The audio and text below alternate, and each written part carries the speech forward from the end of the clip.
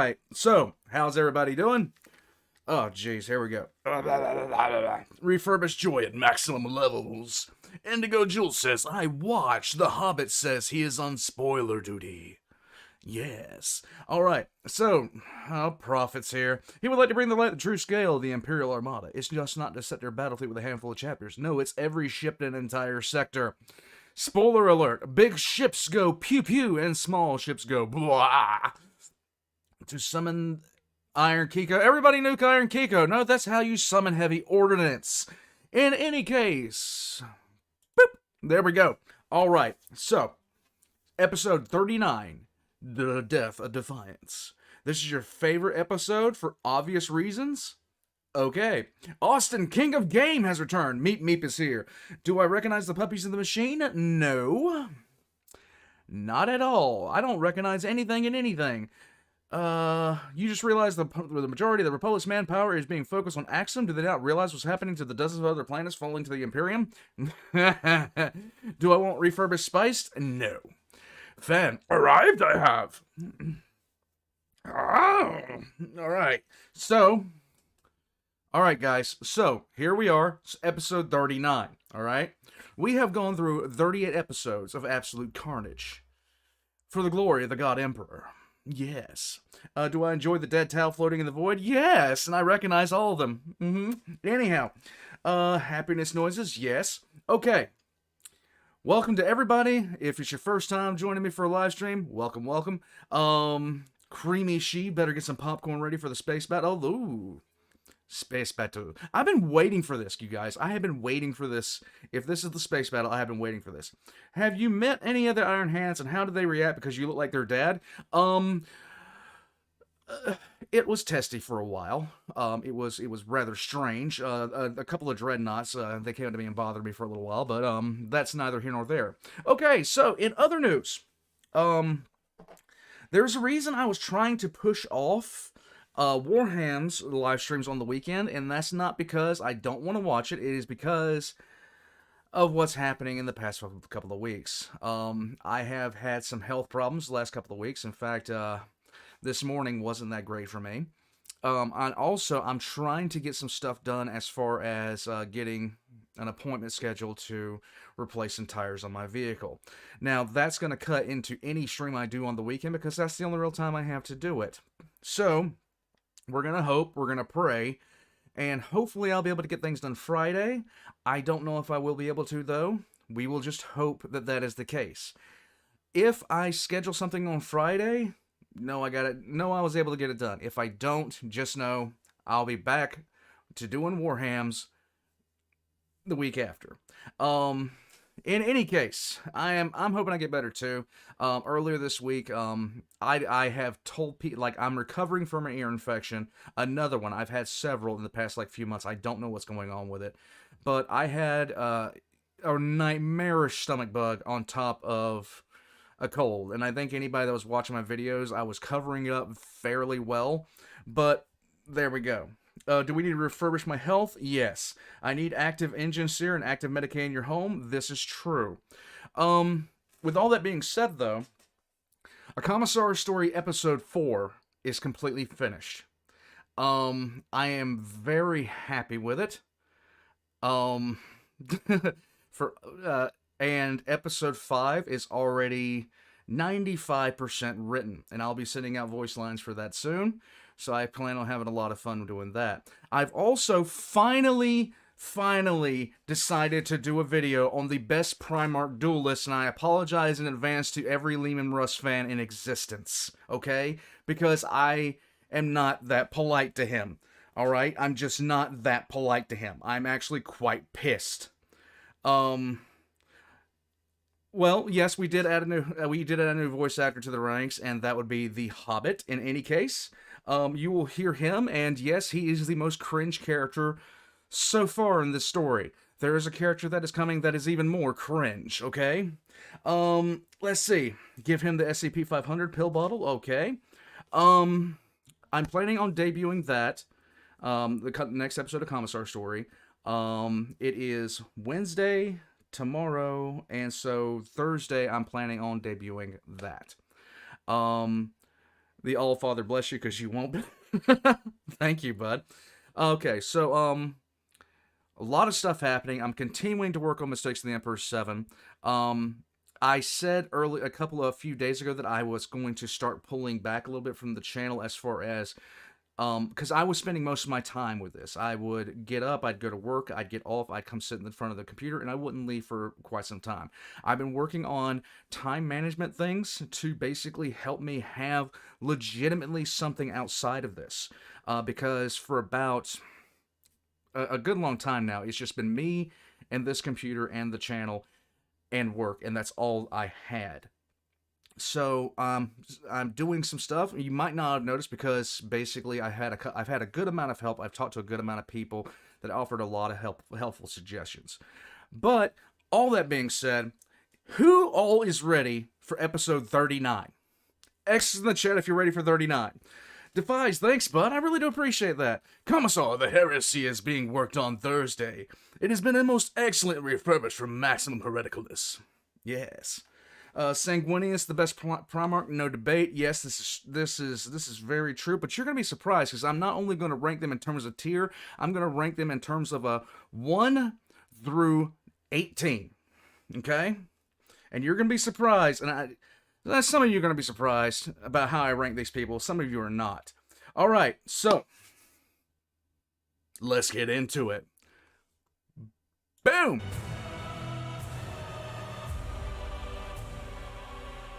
Thank you, Defiance. I really do appreciate it, bud. Buzzing and biting, but unable to do any significant damage to her fleet, even spread out as they were. She had expected to be done with them quickly. Rolla had expected wrongly. Hey, Guardsman. A fact she hated to recognize as she watched the fighting drag on longer and longer. The enemy battle groups were badly mauled, most of their ships burning in space. But not all, and no one group had been completely vanquished. Every one of the enemy attack formations taking severe, but dispersed casualties. Damn it, I made a mistake, she growled to herself. Order the fleet to fall back to our position. Have our ships ignore the enemy for now, and hope it's not too late. The Lord Admiral yelled more loudly. What do you mean by a mistake? We are destroying them with minimal losses, said her guard captain, Alvet standing dutifully to the left of her throne. I ordered our forces to mop up their local clusters before regrouping, but it looks like we should have simply been regrouping all along. I thought we would run through a force of their size more quickly, but they aren't aiming to damage us.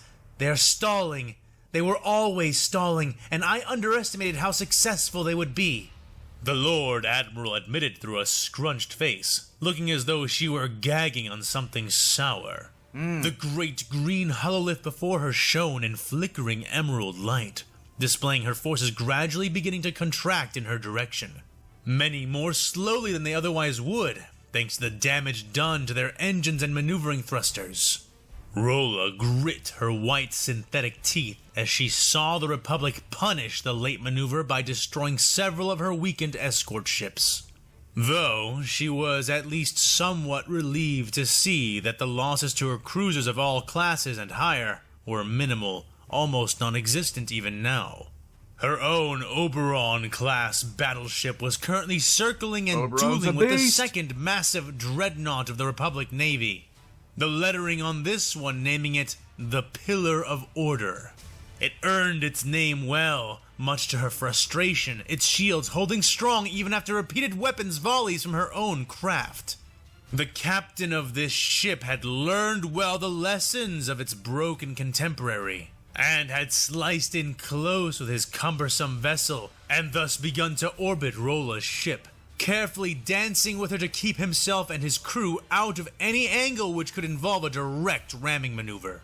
They spun around each other like two massive beasts, chasing the tail of their opponent as their applicable weapons turrets lobbed smoking death and luminous fire into each other's shields. Neither was having any immediate luck penetrating the defense of the enemy ship. The massively powerful shields of the Mandator repelling the Oberon's varied weapons fire, showing that their own issue was nearly the same, yet perfectly inverted. The Mandator's own particle energy weapons were having great difficulty of their own as they attempted to penetrate the void-based shields which had enveloped the price of dignity. Shields which one of their own vessels had witlessly empowered. There you go. Rolla grit her teeth even more tightly. She did not have time for a protracted duel against such a thickly shielded foe. And though she was loath to deploy her astropaths again, she found she had little choice. Her choir of telepathic psychers had been specially trained and conditioned to extend their minds offensively towards... Okay, so it was said that the choir started singing. I'm wondering, is Andrew WK on the song list for the songs that the choir was singing? Because I think You Better Get Ready to Die is pretty high up there. Let's go. Or let's go. The foe. A tactic which worked wonderfully against orcs, common pirates, and greatly splintered or isolated fragments of the Tyranid hive fleets. Even so, the act was one she did not employ lightly, as not only was it severely taxing on those vital minds, but by exposing her choir in the form of an attack, she risked exposing her vessel to dangers generally far more vast than those posed by enemy ships. It salved her nerves somewhat that this new galaxy's Sea of Souls seemed to have an almost disturbingly calm demeanor about its wake and currents. And that the Republic vessels appeared to have next to no psychic defenses as she made her next orders heard. Instruct the choir to cease their singing and begin their screaming once more. I remember, Lord We Admiral. must bring their shields down before the rest of the Republic Armada arrives. She ordered, staring hatefully into the glowing, flickering sphere of power which surrounded the large, vaguely arrowhead-shaped vessel they were contending with. Lord Admiral Rolla's eyes then flicked over to the larger hololith which was depicting her forces, slowly closing in. She bit her lip, an unconscious gesture the Admiral barely felt. Lord Admiral, calm yourself. Alvet said from her side. We are winning. These Republic ships won't last another 10 minutes at this rate. He added. No. She shook her head. If only we had 10 minutes left. I should have been using all this time to withdraw our fleet. Regroup! Rolla said, the lines across her face deepening as her scowl intensified. They spoiled me with their last engagement. The only vessels on the Republic's side that have ever shown this kind of ingenuity was that cluster of 6 or 7 ships we novaed at the end of our first battle. Maybe we were not as thorough as I had imagined. The venerable Admiral grumbled, factoring in everything the enemy was now revealing we're to her. Still, We're watching fleet I don't action. think things are as dire as you seem to think. If the Republic Armada does return quickly... Okay, who is this guy? Who is this guy? I want to know who this guy is. He's from 40K. Just stop. Stop trying to convince her that everything's okay. It's not, and we all know that. And she knows that, so shut the fuck up. Let's go. quickly. They will arrive near where they left. They won't be able to come to the aid of these ambush vessels quickly enough to save them. The guard captain contested. That would be true if they were going to come back at us from the same direction and angle, but I strongly suspect that is not the case. The Armada is repositioning itself to come in at the Lagrange points we are virtually on top of. Captain, you may be unaware, but the Republic's FTL drives move far faster than our warp drives. It will not take them hours to return to this system. Right. On top of these very jump points, it will only take them minutes. Rolla revealed. They are that much faster? Alvet almost Yes. sputtered, Rolla nodding grimly. We captured several of their ships during the... Okay, so Kit Austin, King of Games, says, how well do I think the old Sith Empire would do against the Imperium of Man? Like, how in ships and army-wise? Oof. They would be doing a lot better than the Republic has thus far, I'll tell you that much right now. Especially if we start talking about some of the old Sith. first battle. The tech priests and tempered hands space marines have been dismantling them and reviewing all data within their computers for weeks. Specifics are unconfirmed, but the possible ranges they showed me during our briefings were not good. At most, it will take them 50 standard minutes, she said to her guard captain. And what's the worst case scenario? How fast can they be here in the shortest estimate? He asked her. Rolla shook her head and scowled at the displays before her more viciously. We are running out of time, she growled before sighing heavily and turning towards her communications officer. Signal the death of Defiance. Tell them they are clear to use the fusion cannon. Uh-oh.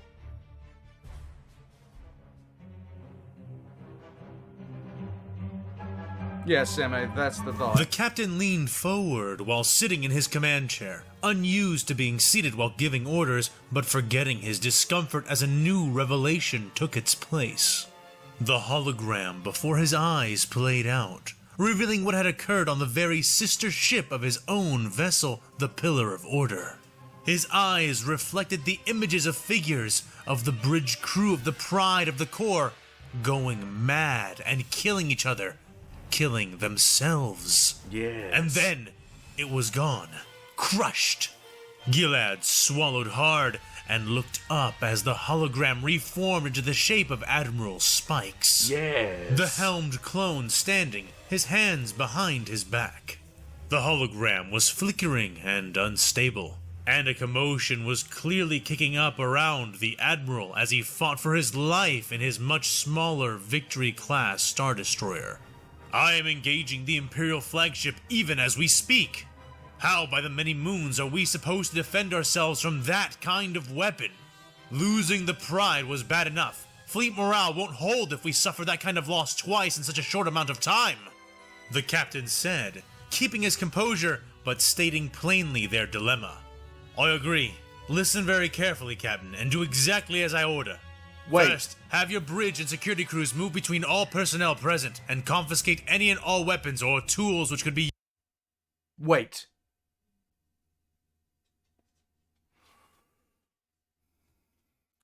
Jackson Eagle asks a very opportune question. Boss, how will a Thrawn fare in a naval battle against the Imperium? I don't know if we're about to find that out or not. Used as weapons. Have them deposit these things outside the bridge, and make sure they all leave their own weapons behind as well. If they need to subdue someone, they will have to make do with their hands and binder cuffs. Second, have medical crews prepped and ready to enter the bridge to retrieve the wounded. Have them all leave their medical supplies outside the bridge. They can bring nothing that they can then use as weapons themselves. Lovely. Their primary objective will be to remove the wounded and those who are possessed but pacified, and then administer care and sedatives once their patient is outside of the command area and not before. And thirdly... Thank you, Prophet. Imagine Vitate versus the Imperium. What is Vitate, Prophet? I have never heard of that. Thank you, though. Call up the secondary and tertiary bridge crews, and have them wait nearby at the ready. You will lose men if they attack you this way, and you will need people to replace them as soon as possible. If your shields fail, if your trajectory veers, it could be the end of the pillar. Do whatever else you think you need to in order to ensure your ship's security. But you must enact the protocols I've just described. Is that understood, Captain? Admiral Spikes concluded.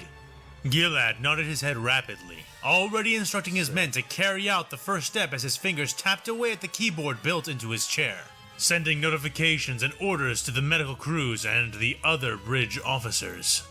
Understood, Admiral. We'll hold out here for as long as we can, he said in response, saluting stiffly. Good. Fight well, Captain Pellaeon, answered Spikes. The clone admiral saluted back to the young captain, and the image winked out. Gilad broke his rigid posture and turned his attention back to the battle. He had seen what had occurred with the Pride, and had moved immediately to take its place engaging the Imperial flagship, knowing that this would serve... Prophet says, that was the old Sith Emperor. He lived for millennia by drowning entire planets of life, draining. Oh, it sounds like he's a charmer.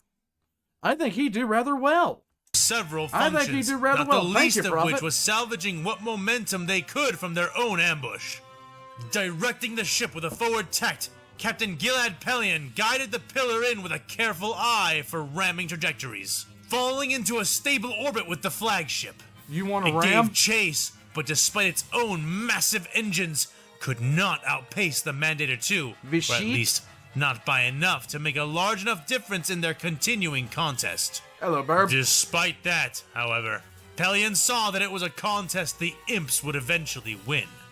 The weapons his vessel had to fight back with were paltry when compared to what the Imperial ship was throwing against their powerful shields. And he knew, in a contest of endurance, the Pillar of Order would ultimately fail without the introduction of some mitigating factor. Luckily, he did not need to win, only to hold, and that he was accomplishing well enough. Helmsman, begin a wide-sleeve rotary maneuver. Weapons, charge aft batteries for immediate volleys on my mark.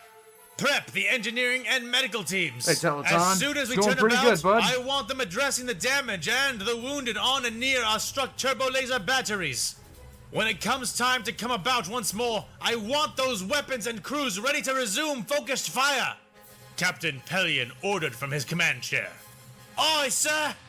Called back the mixture of clone and corporate bridge officers which attended to the ship's systems. Angle the shields as we turn. Keep the Imperials behind the thickest segments. Missile batteries, you may fire when ready. He added, watching the men and women under his command act fluidly to enact his will. Yes. All but the officer manning the missile guidance system, who did not react at all to the orders. Captain Pellaeon noticed him immediately and eyed him cautiously. The clone's hands twitching and flexing without lowering over the controls. His eyes bulging wide as bloodshot veins began to streak across them. Gilad reached down slowly and compressed the comms button on his command chair. Nighthawk just asked a really good question. Since we've already talked about the Imperium versus Star Wars, how would the Republic fare against the other major factions of 40k? Okay, so I'll answer them in the order they are received. Chaos, it's fucked.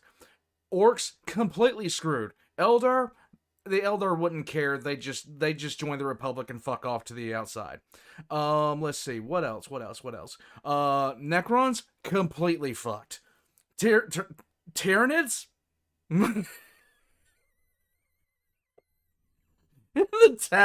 The Tau would gradually incorporate the entire Galactic Republic into its whim. That would happen. We actually had a conversation on this in a voice chat the other day, and I said the Republic would get clapped hilariously bad by the Terran Dominion from StarCraft. In any case, let's go on. Selecting the first of the readied medical teams from the quick list of contacts. Medical extraction team, be prepared to...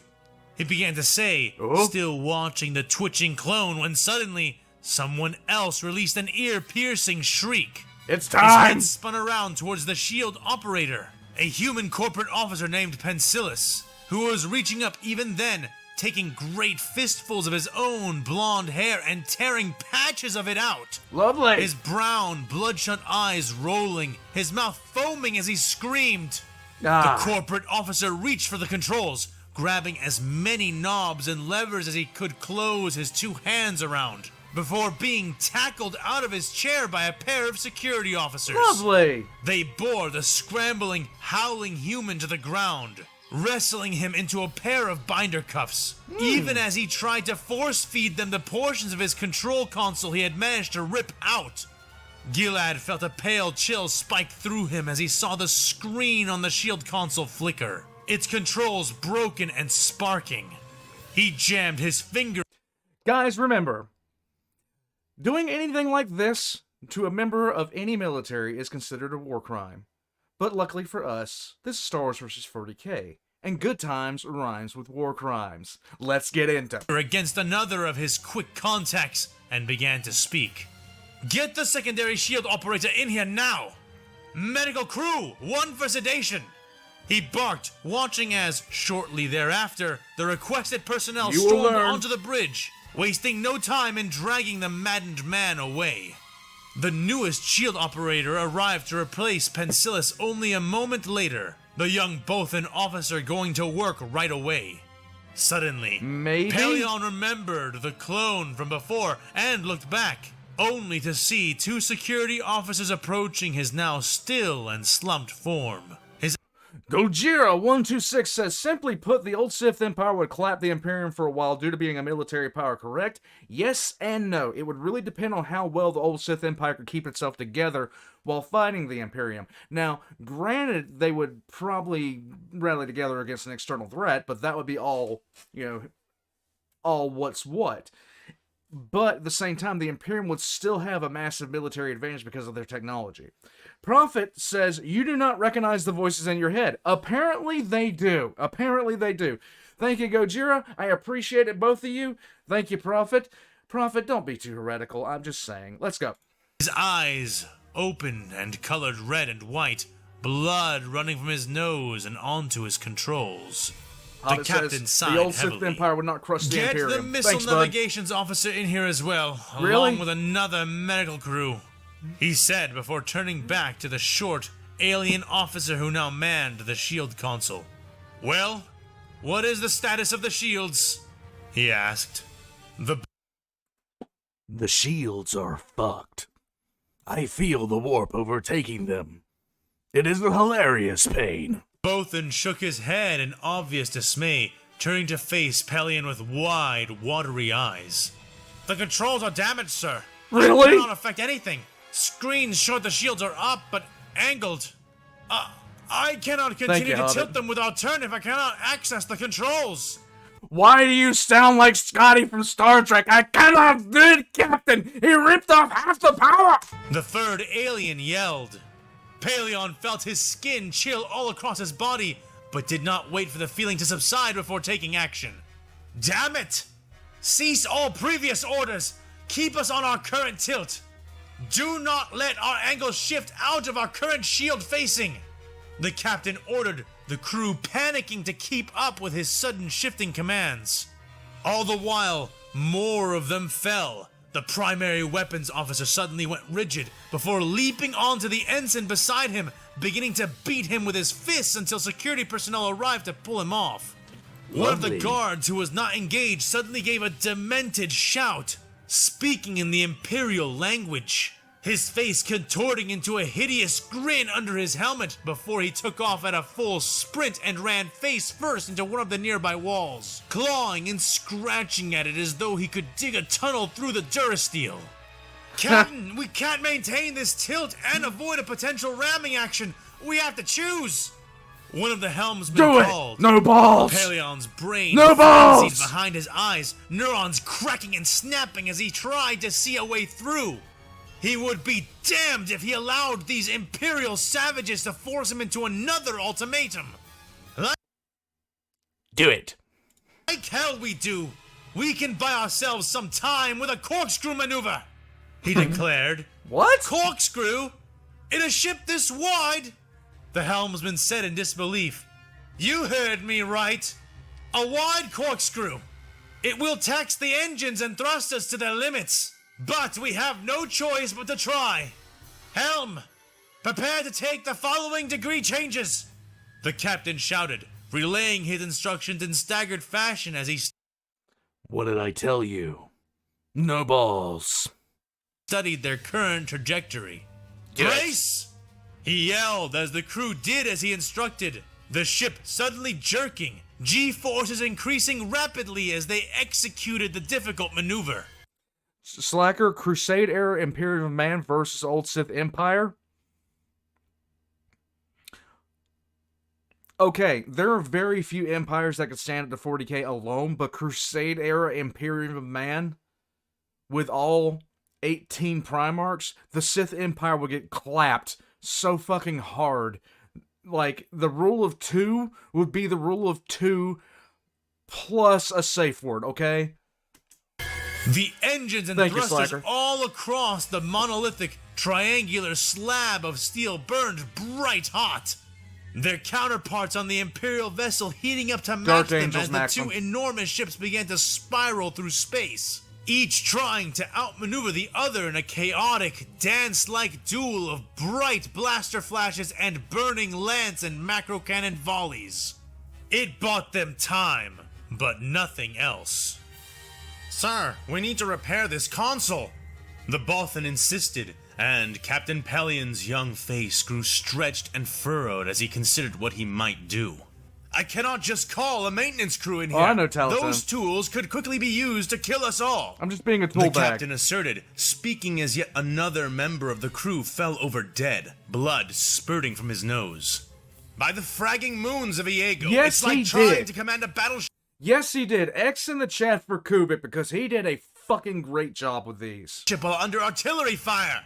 Pellaeon yelled, tossing his hands up in frustration. The Bothan nodded nervously, eyes darting as though he might spot the next incoming salvo. Yeah, except that they're aiming for our minds and not our bodies. How do you armor a mind against this? Blessed is the mind too small for doubt. It's in the fucking literature! Read! The officer said, you'd have to be a Jedi or have no mind at all. Wait, no mind at all? Oh, Christ. That's it! Gilad exclaimed. That's what, sir? Asked the Bothan officer. Pellaeon was already typing his command into the console in his He's gonna armrest, autopilot even as this? the man asked. The gamble I'm willing to take to get this console fixed. Stand by, Officer... Pellaeon began to say. Officer Towens, sir. He responded with a salute. Stand by, Officer Towens. I'm hoping to have your console operational shortly, said the captain, and right on cue, a group of 4 astromech droids rolled onto the bridge.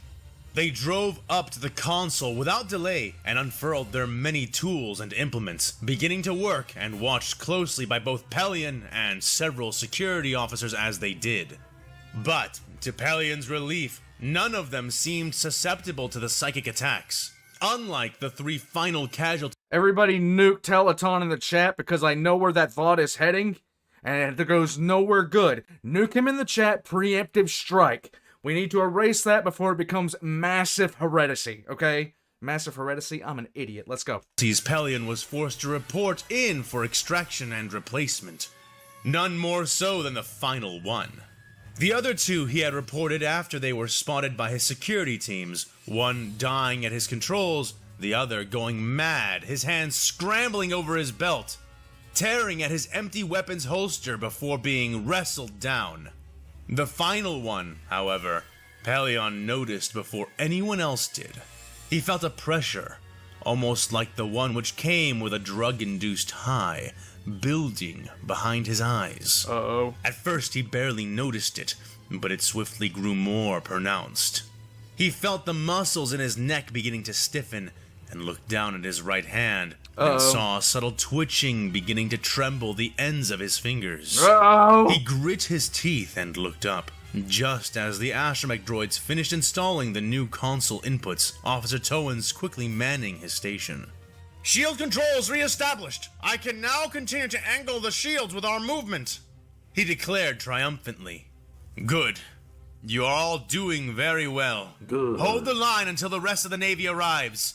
Victory is almost ours. I believe in you all, said the captain, feeling a sudden vertigo taking him as he spoke. Uh-oh. Sir? Asked one of his security officers. In response, F in Pellaeon chat. pressed the comms key again and spoke. Medical crew, 1 for extraction. Secondary captain to the bridge. F He in breathed chat for out this guy. tremulously before standing and saluting. His whole arm quaking and jerking, his security officers slowly beginning to understand. He turned and began to walk on legs which trembled more and more. This moving guy's a boss. unsteadily but determinedly toward the back of the bridge. This guy is a Yet, Chad, okay? in spite of his grit, Captain Gilad Pellaeon only made it halfway to the exit before the doors opened and the requested crew rushed in. They arrived just in time to see their captain fall and begin to convulse upon the ground. Blood spurting from his nose and mouth as a horrific, rending seizure took hold of him. F in chat for this guy. He's a boss.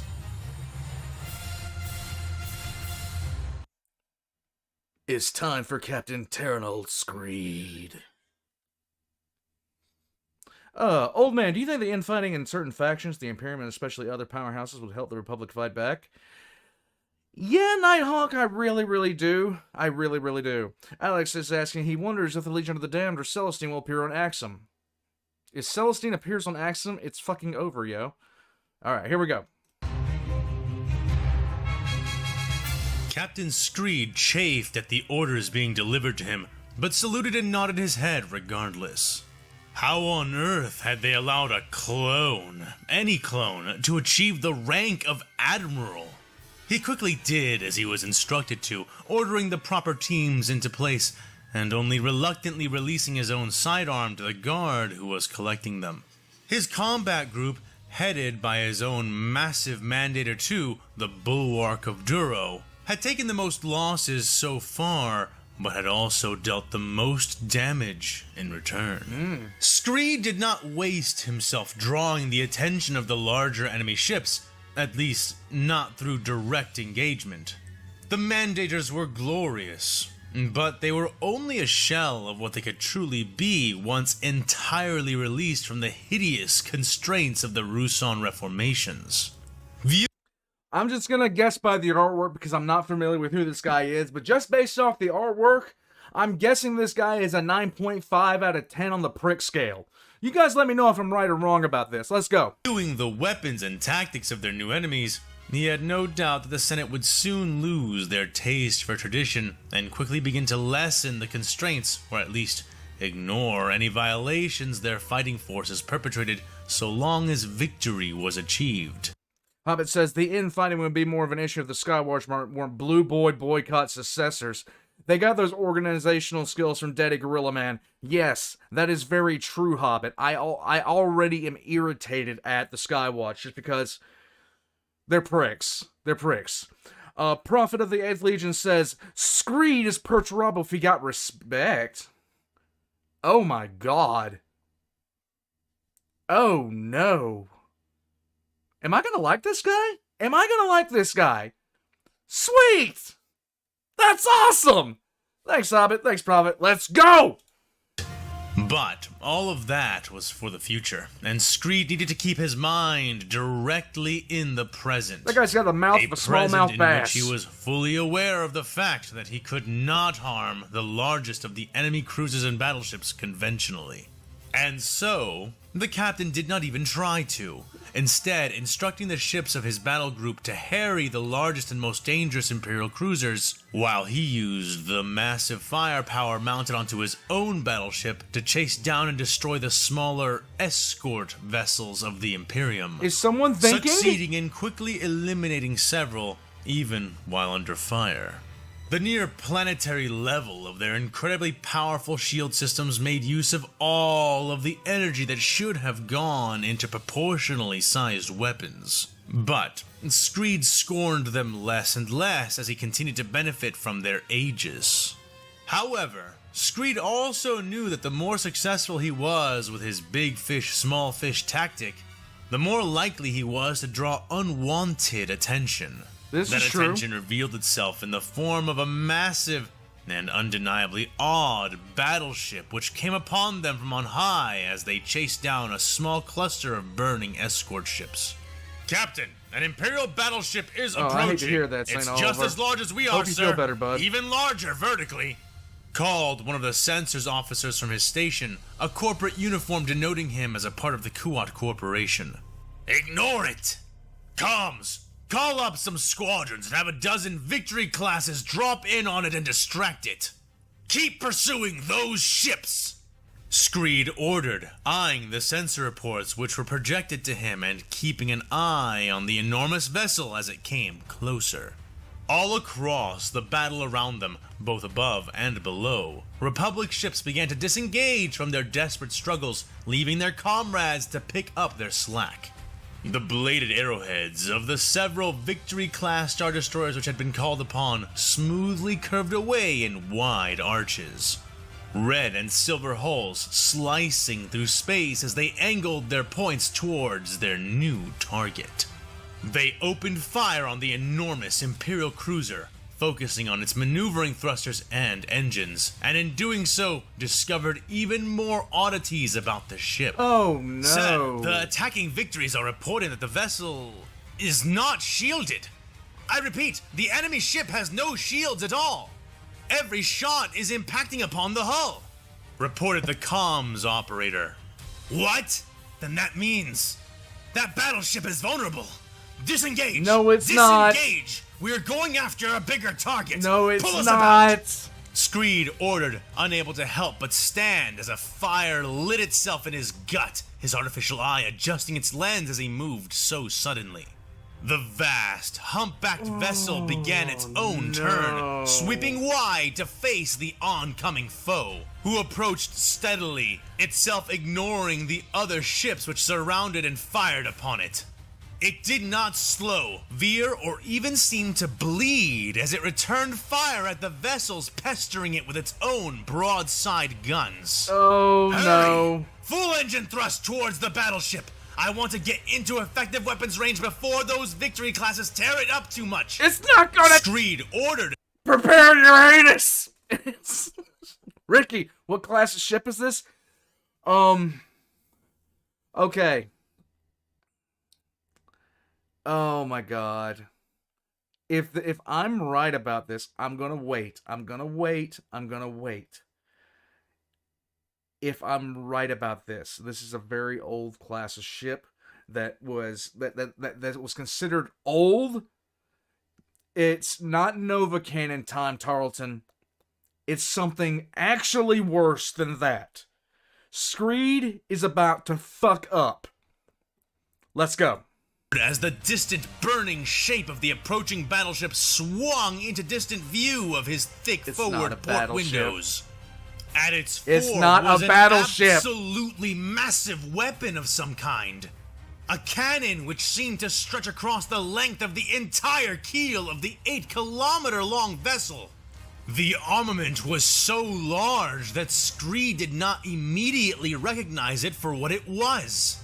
And even once he did, he could not believe that the entire... I can't even remember what the class of this ship is called, but I'm gonna have to research it. I fucking love this. The amount of times I've read about these in the lore is literally less than 5.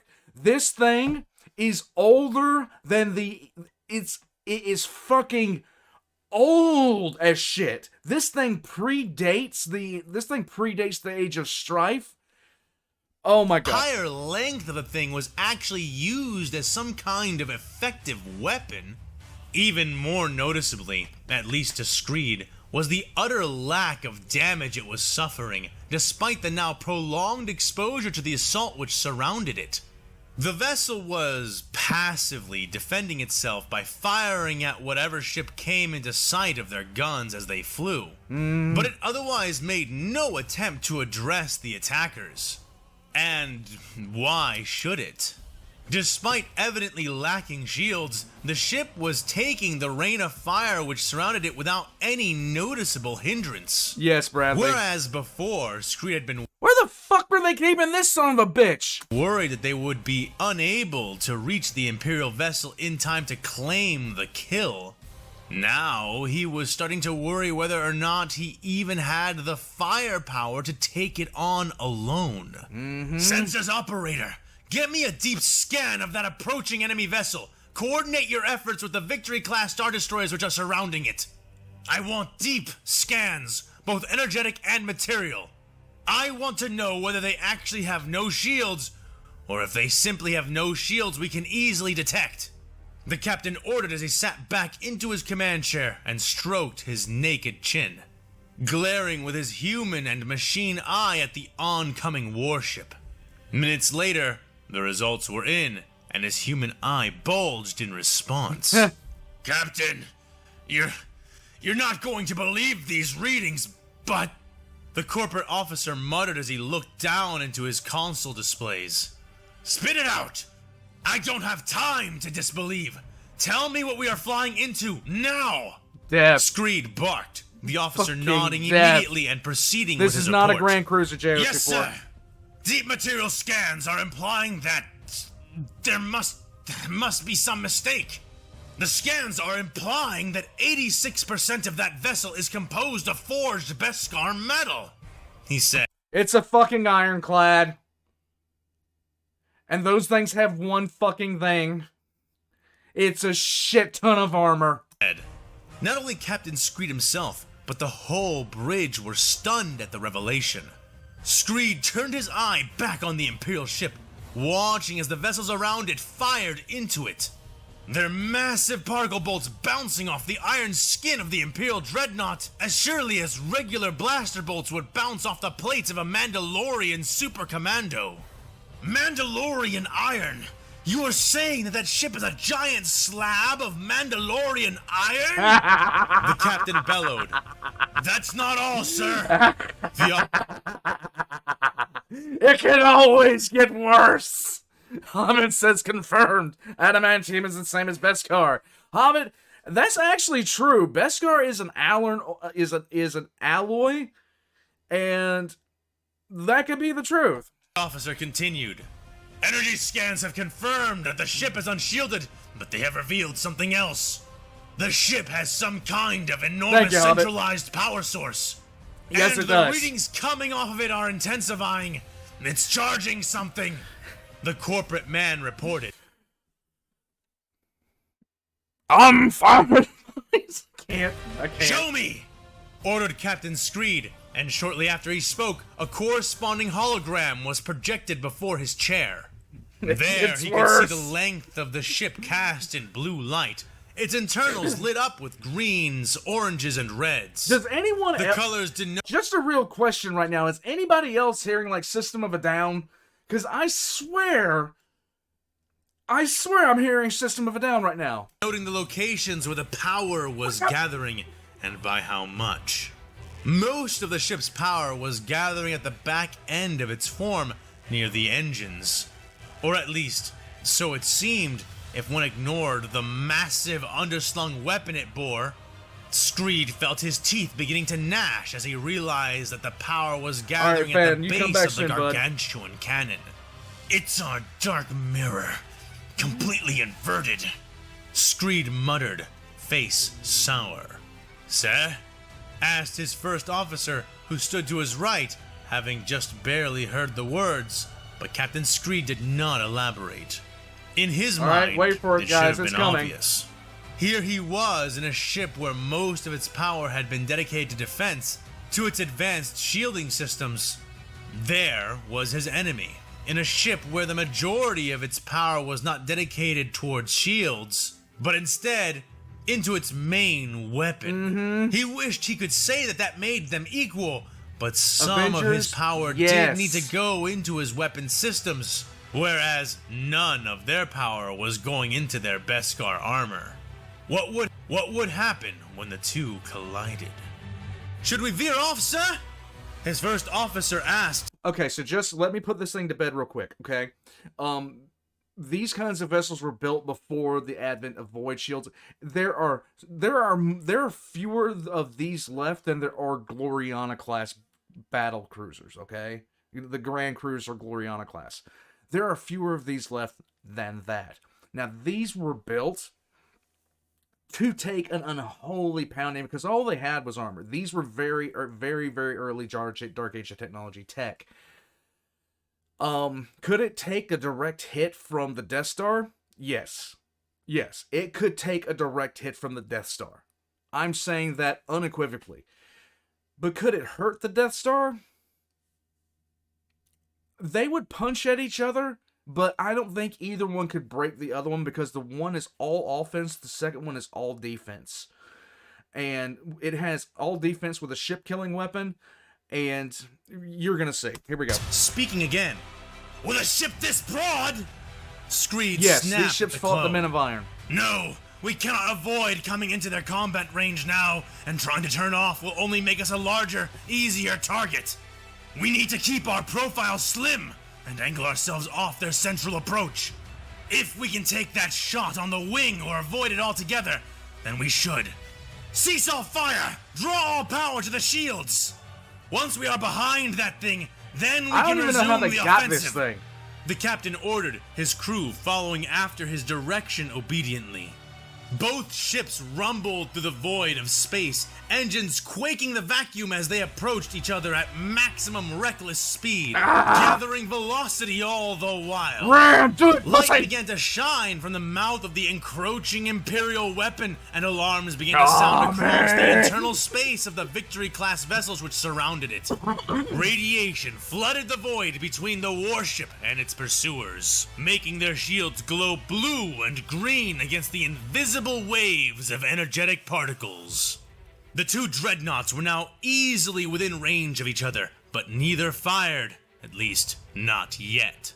Captain, the enemy will engage us soon. It will happen any second. There is no way they can keep building up power like that otherwise. Yes, they can. The sensors officer called out. Begin veering, now! Slide out of their center! Screed roared, and just in time. The humped-back arrowhead shape of the bulwark of Duro swung, cutting its main engines and firing all of its retro thrusters, using its forward momentum to attempt to slide past the Imperial vessel as they did. An instant later, the Imperial warship opened fire. Captain Screed had been expecting a discharged projectile, or perhaps a powerful beam or bolt of energetic mass. No, it's not that. He was unprepared for the actual manifestation the attack took on, and the damage it would cause to everything and everyone beyond its muzzle. Yeah. The vacuum of space was filled with brilliant white light as an unthinkably enormous gout of hyper-agitated particles surged out from the barrel of the nearly 8-kilometer-long fusion cannon. Let me show you the light of my people. Nice one, Tybolt. Thanks, Hobbit. Fans said the sector fleet that came to Star Wars was super old in an early Q&A and that it had some old toys. Praise the sun. Yes, Nighthawk. Praise the sun. You're, of course, a Sunhawk now. Yes, let's go. The wave struck the shields of the bulwark of Duro like the weaponized blast of a star's coronal mass ejection. Radiation, heat, and fissile matter caught between mass and energy, shredding through the vaunted Kuati shields. The entire right half of the bulwark was completely vaporized, slicing through and devastating the hull of the ship in the same way an unstable lightsaber blade of colossal size might. What was left of the vessel spun away, entirely out of control as it tumbled through space, colliding with 3 escorts and 2 Star Destroyers in the process, crushing them all. But that was not even close to where the damage ended for the Republic.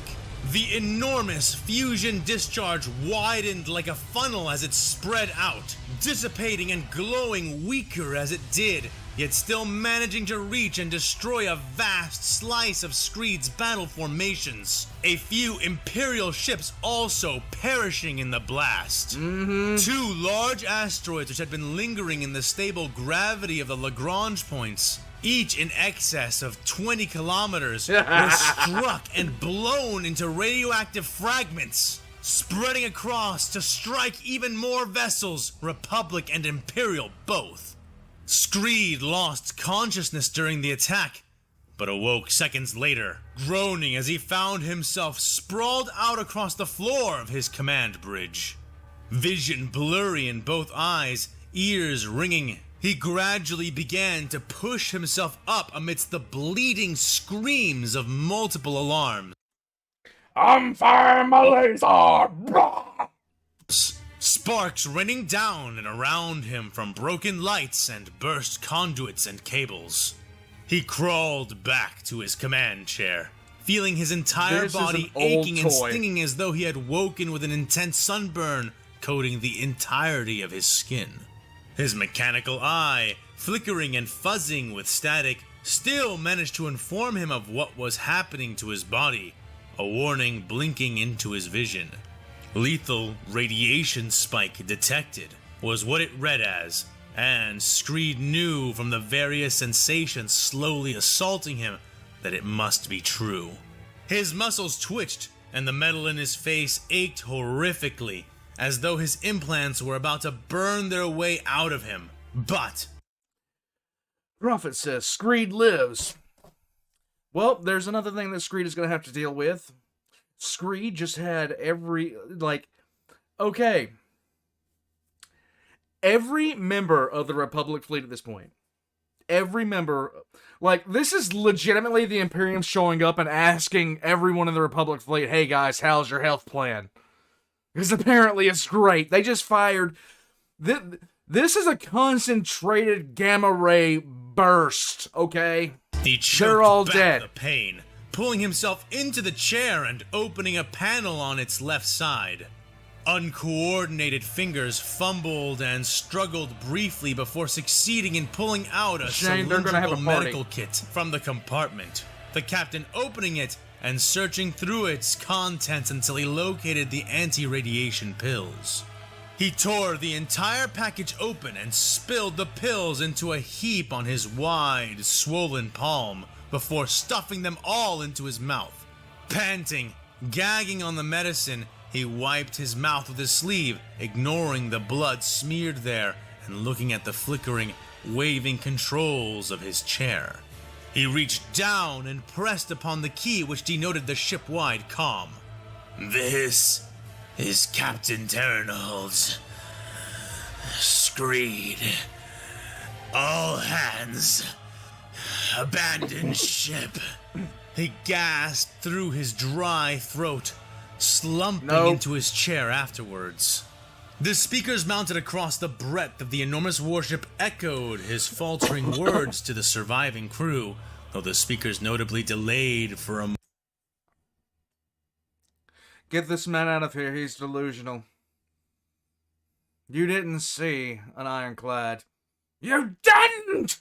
Moment before repeating his words, allowing Screed to fully hear how terrible he sounded. The bridge crew around Jay, it is really old lore, and I mean, like, old, okay? There are very, very few references to this. There's a few references to certain things in the lore that only are mentioned like 2 or 3 times and appear in only a couple of stories. Like, there are still men of iron that are active. The Dark Angels have a few of them, by the way. Around him were groaning, waking, many crawling pointlessly, dazed, confused, several vomiting shortly after regaining consciousness. Sores, blisters, and bleeding rashes began to appear across the exposed skin of all those that... William Mollett, Zerg, end of campaign versus the Imperium of all the Warhammer factions, please. They would get clapped. And I mean clapped fucking hard. There would be very, like... they would get utterly annihilated, okay? It would probably... compared to the Tyranids, the Zerg are just like a light snack. Prophecy says, imagine being Chad enough to survive an Ironclad. Yes, iron, these things are probably older than me. Rip Screed, this ship kind of reminds me of that one ship in the canon from Empire at War. Yep. The captain could see, and... lifting his own calloused Chris, hands they do before his consider them eyes, canon. he saw that he, too, was suffering similarly. His vision in his robotic eye was returning to normal slowly, while the sight in his remaining organic eye only continued to blur, blood vessels within bleeding and filling the whites with red. He felt all his strength leaving X him is as a in chat for deep, Kubik. He did alien so ache good with began this. to settle into his bones, into the core of his body. Still, he did manage to see the medical crews that his clone admiral had made him prepare, their bodies and faces covered completely in white radiation suits as they stormed onto the bridge and began to pull the crew out and away, beginning with their captain. Intermission. Intermission, guys. Alright. Hey there, everybody! Fan with too much time here, coming at you again with another in-between video with some Q&As and updates. First things first, I have some special news for The everyone who Covenant decided versus to all the support Eldar me over Clap the last Worlds? few weeks. The Covenant, Kickstarter is definitely fully funded. And not only that, but we've reached 2 of our stretch goals so far. That's right, the 500 and 1,000 stretch goal have been reached. What does this mean, you might ask? Let me tell you. Now included in each order of the Red Hunt is the Monsters of the Red Hunt art book. It's like the mini Monstorum, but not so mini anymore, and all about the Red Hunt. All yours, thanks to this stretch goal being reached. Thank you. Not only that, but because the $1,000 goal was reached, that means that a print of the Hide Stalker comes free with each order. Nice. And if you have not yet purchased an issue of the comic, but want in on some of these... Guys, if you're wondering what he's talking about here, he is talking about a comic book that he recently got. Him and his brother have been working on this stuff. And, yeah, he started up a Kickstarter. The Kickstarter goal was reached. I probably should have messaged him beforehand and gotten this link and went ahead and put it down in the description. I will try to add it later. But, yeah, if you want to see what other things the fan in Too Much Time is involved in, you can go check out his channel, especially this one in his playlist. The playlist is in the description down below, and you can check out all the stuff he's doing on the side here. Well, he's really making it right now. Special treats we're earning. Go ahead and go on to the Kickstarter in the description down below. We're going for all of those reach goals if we can get them. Every little bit is more for me and more for you. And it goes without saying that I cannot thank you enough. Thank you for helping make this happen. It is a fucking dream come true. To everyone and anyone who donated to this, thank you. You are the dream makers, and I am honored to be blessed by you. Thank you. Now, with that said and done, let's move on to some Discord matters. That's right, Secret God wants you to be a moderator. Go ahead and contact Secret God on the Discord in the description down below if you'd like to take on the role of moderator inside of, well, my Discord. Okay, real quick, because he's doing Q&A, I'm going to do Q&A. Think, what you see, the Shuriken rifle is literally, they fire, a lot of, the Eldar have an obsession with this material called Wraithbone. It's psychoactive, and they make a lot of their material out of it. Building material, weapons, all that kind of shit. So what winds up happening is they have certain weapons called, and it really depends on what aspect warrior is using what weapon, but they will have particle weapons, they will have energy weapons. But the Shuriken rifle is actually a pretty interesting weapon, because what it does is they install a solid cylinder of Wraithbone and use that as ammo. And what happens is every time they fire the rifle, a monomolecular thick, so basically it's only as thick as a molecule section of that Wraithbone gets shaved off and fired as a projectile, as a literal projectile shuriken, if you will. So it is an intensely effective weapon. It cuts through anything. Here we go. It's up to you. It's a big responsibility, but if you think you're up for it, the job is there. And now, lastly, the Q&As. Now, ahead of time, let me say this. Forgive me if I'm not keeping these in a specific order, and you have my permission to repost your Q&As as much as you want unless I tell you to stop, because it's hard for me to remember where I left off and where I moved on from, so I'm just going to start where I think I should. Forgive me if I skipped you. Go ahead and put it back in. I'll get to you eventually, or I'll eventually tell you to stop, I guess. But one or the other, no problem here. So, first question is from Logan. Q&A. Since it probably won't be covered by the story proper, how do Imperial fighters and spacecraft size up against their Star Wars equivalents? The typical Imperial, interstellar space superiority fighter is as big as the Millennium fucking Falcon. Just saying. Keep watching, Logan. Next question is from Asmodai.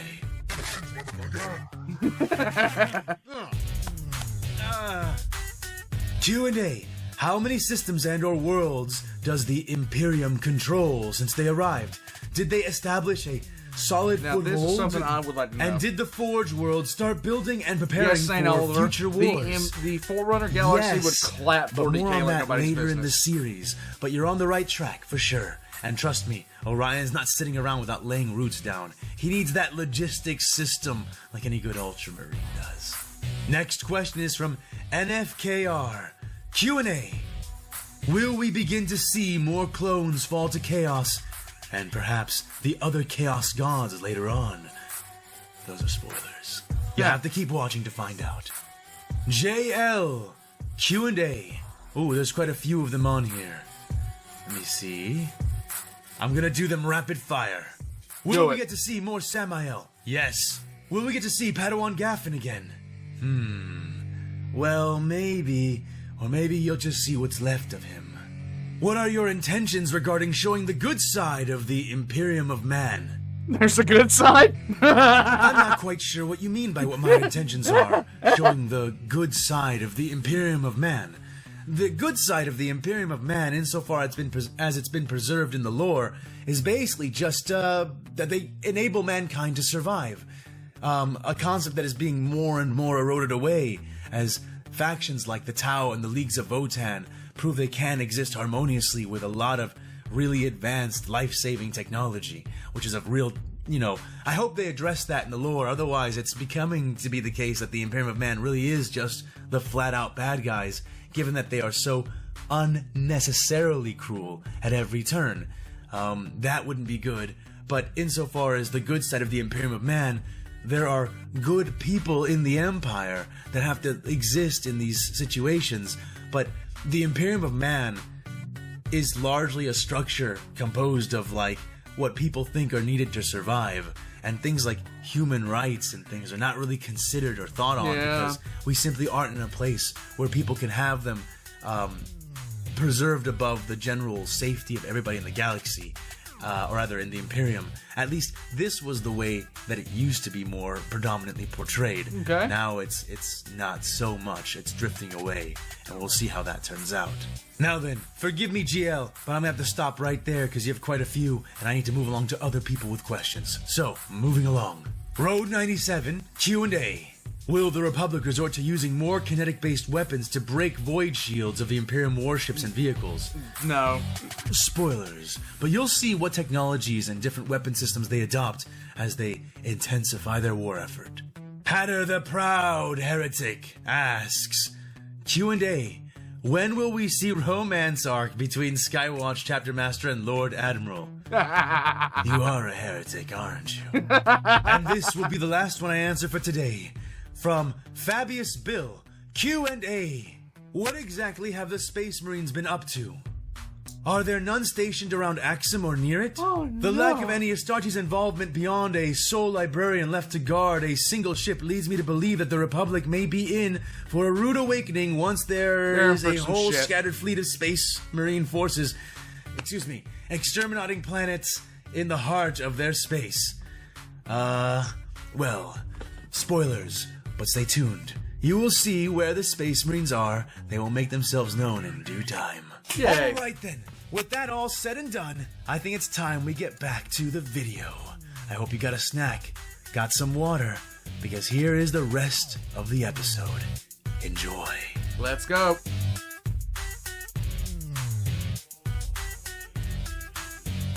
Jedi Master Plo-Kon.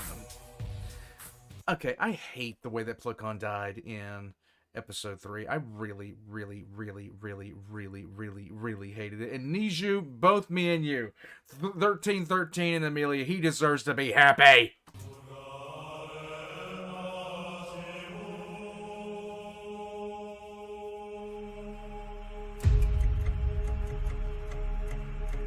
Plo Koon and his attack force of several hundred Jedi starfighters had taken only a relatively short time to disable most of the maneuvering thrusters and engine stacks on the ship they were sent to distract. Their swift vessels among the fastest and most compact in the galaxy. This proved a near-terminal hindrance for the point defenses on board the escort craft. Their targets being smaller even than the alien Eldar vessels that the Imperials were more accustomed to fighting. Jedi precognition was a game changer when it came to the insane speeds of starfighters. And among the many talented pilots of the Order, few could match Master Plo. The escort was soon limping away, and then tearing open an FTL portal to escape through, freeing up Plo and his forces to distract the other ships as well, guarding Mace Windu and his retreating boarding pods as they made their way to the battle below. They had been well on the way to immobilizing the two remaining ships when suddenly a sense of sudden dread struck the Jedi in the attack force. Moments later, the Imperial battle fleet emerged, Nuke- bringing with nuke it iron. thousands Nuke Iron. Nuke him now. Let's get it over with. upon thousands of wings of strike craft. Wisely, the Jedi had retreated before the ships had even arrived, hiding in the shadow of Axum's moons, engines idling and silent as they observed the newly arrived enemy. Taking the measure of their actions and realizing that the Imperial battle fleet had arrived in response to an armada sent by the Republic, one which had already arrived, though distantly, at the opposite end of the system. The Jedi sat in their dark, cooling ships, watching the fleets begin to approach one another. The Imperials separating and positioning themselves to inflict maximum range damage upon their encroaching Republic counterparts. "They are venturing into butchery," said Master Thome, speaking to his fellow Jedi telepathically through the mind link Master Plo Koon was supporting. "Then we should not remain here. We must act," said Jedi Knight Ventrala, Oh, you're her adorable. fists tightening over her yet inert controls. Patience, Kira. All may not be as it seems, said Master Plo Koon, speaking calmly through their link and helping to soothe her with his own stalwart presence. And just as Plo Koon had predicted, the Republic did not march into a massacre, but rather lured the Empire into a trap. Their main force departing as a secondary force arrived, pinning the spread Imperials and negating their range advantage completely. Now is the moment we have been waiting for. Jedi Knights, spread out among the battle and aid the clones however you can. Spread what we have learned in our battles to the other squadrons and lead them to victory. For the Order and the Republic. Declared the alien Jedi Master, the other knights roaring affirmations of their own through their mind links to Master Plo Koon before reactivating their ships, engines flaring to life. The Jedi set off at a blistering speed in their Actus he II sounds exactly like a interceptors, Protoss. whipping through space at velocities which would have blacked out regular pilots. The Force sustaining them as they spread out across the fleet and began to do as Master Plo had bid them to, greatly aiding the clone starfighters in their own battles and objectives. But, as Plo Koon himself soon learned, most of those objectives consisted mainly of moment-to-moment survival and little else. It was not the many enormous weapons which now threatened the thousands of Republic starfighters, which sped in and around the I have been waiting on this because not once in this entire fleet battle have the Imperium been shown to deploy their starfighters. attacking ships, nor was it even the many dedicated anti-strike craft turrets which covered most of the Imperial vessels like spines. Tens of thousands of Imperial strike craft had been deployed, There we go. flying in wide wing formations, trailing fire and smoke as their combustion engines propelled them savagely through space. They fell upon the Republic attack formation. Guys, I have to pause it because St. Oliver just asked a question and I get to ruin somebody's day. Saint, so, does the Imperium man use robots? Yes, they do. You see, here's what happens if you are unlucky enough to be, very unlucky in the Imperium man. See, what they do is they have these things called mind impulse units, and they vary in size, scale, and, just how involved they are. Well, the Imperium man is very, very concerned about artificial intelligence, so if you're a criminal or you just happen to be born on the wrong planet at the wrong time to the wrong parents, or you just happen to be a clone, what they do is they take you, they plug you into a machine, lobotomize you, strip you of all your humanity, and tie you into a machine where you do a central function for the rest of your life, whether it be firing weapons, emptying trash, sweeping a floor, cleaning sculptures, everything like that. At that point, you are a servitor. Now, the great thing about it is, it's cheap labor. The bad thing about it is, we don't really know if some of these people are still alive. Like, mentally. Have fun with that. Imagine living for 700 years to 1,000 years, and the only thing that you can do is walk down a corridor, sweeping, and you're trying to scream for help as loud as you can, but the only thing that you can do is stare dully into the distance. Welcome to hell. It is 40K. Nations with rapacious aggression. Their oversized weapons issuing raw, brutal death towards anything they could track down and shoot. But, despite being outnumbered by the masses of Imperial craft, the Republic was not without its own advantages, which Master Plo flexed to the limit as he cut his way into one of the Imperial strike wings. The organized V of enemy vessels was rocketing forward at a reckless speed, to be certain, far faster and burning brighter than nearly any of the individual warrior cultures and separatist allies which the clones had been facing in the war. But they were still far slower than the specialized droid starfighters that the Confederacy had created to counter the Republic. And the fleeing Arc-Wing fighters were faster, more maneuverable, and even smaller. The 6-winged, 3-man crewed starfighters were considered large for their class of ship, but they were barely half the size of the vessels chasing after them. Yep. The smallest of them was as large as a LAT vehicle lifter with a full load, and the largest were the size of YT freighters. Plo Koon turned that size against them, strafing in from up and to the right, cutting diagonally across the formation with his blaster and ion cannons.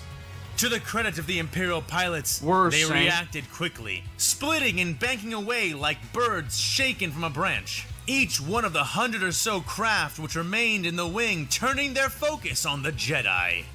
The weapons on their ships were massive, as was the tendency among Imperial designs, with far more variety and firepower than any droid starfighter had ever brought to bear. These weapons proved devastating against Republic frigates, freighters, and even some of the slower starfighters, who relied more on their shields than the nimbleness of their craft to survive. However, to pilots like Plo, the only difference this made was a beneficial one. His Actis was unshielded, already a glass cannon in every sense of the word, and on the battlefield, there were no other starships which could keep pace with it from either side.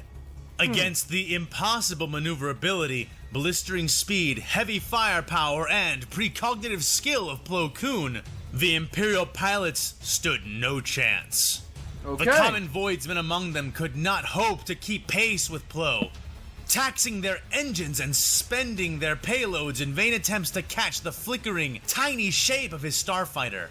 The ace crews found themselves likewise impeded, but not only by the actual target himself, but by the less skilled pilots who were also giving chase. The Jedi maneuvering and even hiding behind the floundering, confounded forms of the greener strike craft, making clear shots on him all but impossible. He wore through and between them like a needle, his ship smaller and even more maneuverable than those commonly deployed by the Eldar pirates of their home galaxy. The Republic's own attack craft making use of advanced ion engines as well as alien repulsor lift technology to defy what physics itself should have demanded. Conversely, the Eldar relied on illusion fields and raw, blistering speed, things the Jedi ship made up for with its ability to completely control its motion at high velocity, spinning, flipping, turning on a dime, and making a mockery of any crew which attempted to keep up with it. Though he rarely had the opportunity to make his own effective attack against the swarms of Imperial craft which pursued him, Master Plo did bring about the indirect death of tens of Imperials merely by contriving to maneuver their ships into each other. Overeager and aggressive pilots being all too easily lured into becoming the Jedi's weapon. Still, given enough time, with the amount of ships which pursued him, Plo Koon would have been cornered eventually. But time was not the ally of the Imperials, as the Republic soon proved. In the midst of his dodging and flying, Master Plo suddenly saw a rain of concussion missiles and blaster cannon bolts lay into his pursuers from the right, driving those which survived off as a combined force of V-Wings and Y-Wings flew in from behind and took up a familiar formation with the Jedi at their head. Not just any familiar formation, Plo realized. Smiling to himself, at least in as much as a Keldor could, Plo Koon reached for his communication controls and linked up with the ships behind him. Commander Wolf, is that you? The Jedi asked over the comms, getting a light laugh in response to his query. I had a feeling I'd find you flying around out here somewhere, General. Wolfpack has your back. I only wish you let us know earlier. Ain't our style to be the last of the party, said Commander Wolf. Trust me, I wanted nothing more, but I could not endanger your lives and careers over a Jedi matter. That being said, fret not, Commander. There is still plenty to do before we are done here. Follow me. We have to thin out these Imperial strike wings. Once we have, we can begin crippling their larger ships. Are you ready? Was Plo Koon's reply. Aye, General, lead the way. The clone commander affirmed loudly, the engines on all the ships flaring as they burned hot to keep up with the Jedi strike leader. Arc fighters and Y-wing bombers proved to be the most susceptible to the Imperial attack craft, falling unless covered and protected by other, more nimble ships. On top of that, the nature of the ablative armored shells of many of the strike craft used by the Imperials rendered the medium and heavy laser cannons of the slower starfighters less effective, negating the advantage they sought to purchase by reducing their speed and relying on shields. Despite being far smaller, and still technically faster and more maneuverable than their enemy, the slower Republic fighters stood little chance against such numbers. Their shields no match for even a single burst from the Imperial weapons. The lighter ships, however, found their situations completely inverted. Already fragile to the point of being easily shot down by standard laser cannons, the extra weight and bulk that the Imperial weapons provided proved to be only a hindrance when taking them on.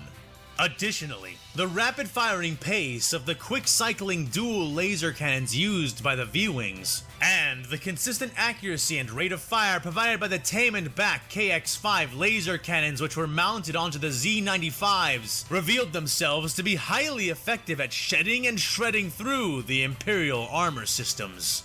With the help of the many Republic frigates which had come with the ambushing fleets, which provided both fire support and distraction against the hordes of Imperial craft. Yes, Oliver, like I've been saying, the average Imperial space superiority fighter is about the size of the Millennium Falcon. Soon, gaps began to form in their blanket defense, and Plo Koon led the Wolfpack through them, guiding and guarding B-Wings to their destinations, destroying weapons emplacements, damaging engines, and neutralizing retro thrusters as the fleet struggled to survive. All too quickly, however, the advantages bought by their ambush began to dry up. The pride of the Corps becoming one among the first casualties in what was proving to be a costly battle. And soon, the Imperial strike craft began to alter their tactics in response to the effective counters offered by the Republic fighter pilots. Instead of focusing on creating a fighter screen, the heavily armed Imperial ships began to target larger vessels instead, strafing Victory-class Star Destroyers with bolter fire and las beams, blitzing missile frigates and support craft, and targeting all Secular and Venator-class Star Destroyers with extreme prejudice. The assaults proved horrifically effective, succeeding in destroying more of the Republic vessels over time than the Republic itself could manage, even with the openings now offered to them.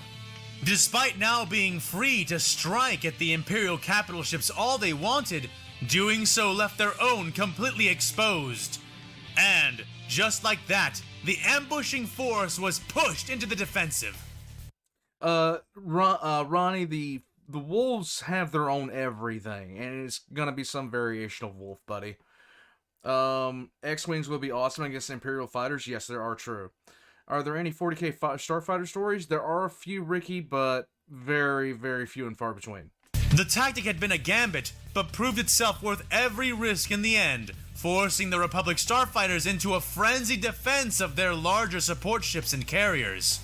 and away from the gigantic floating cathedrals of the greater Imperial Navy. Plo knew they were only playing for time, not for victory, but even he began to wonder how much would be sacrificed for the advantage of the main fleet. However, as much as he wanted to, he could not allow the thoughts It really much of does. his present time, as he and the Wolfpack fought for survival. Plo and the wing of fighters which followed him banked around the drifting corpse of an eviscerated victory class.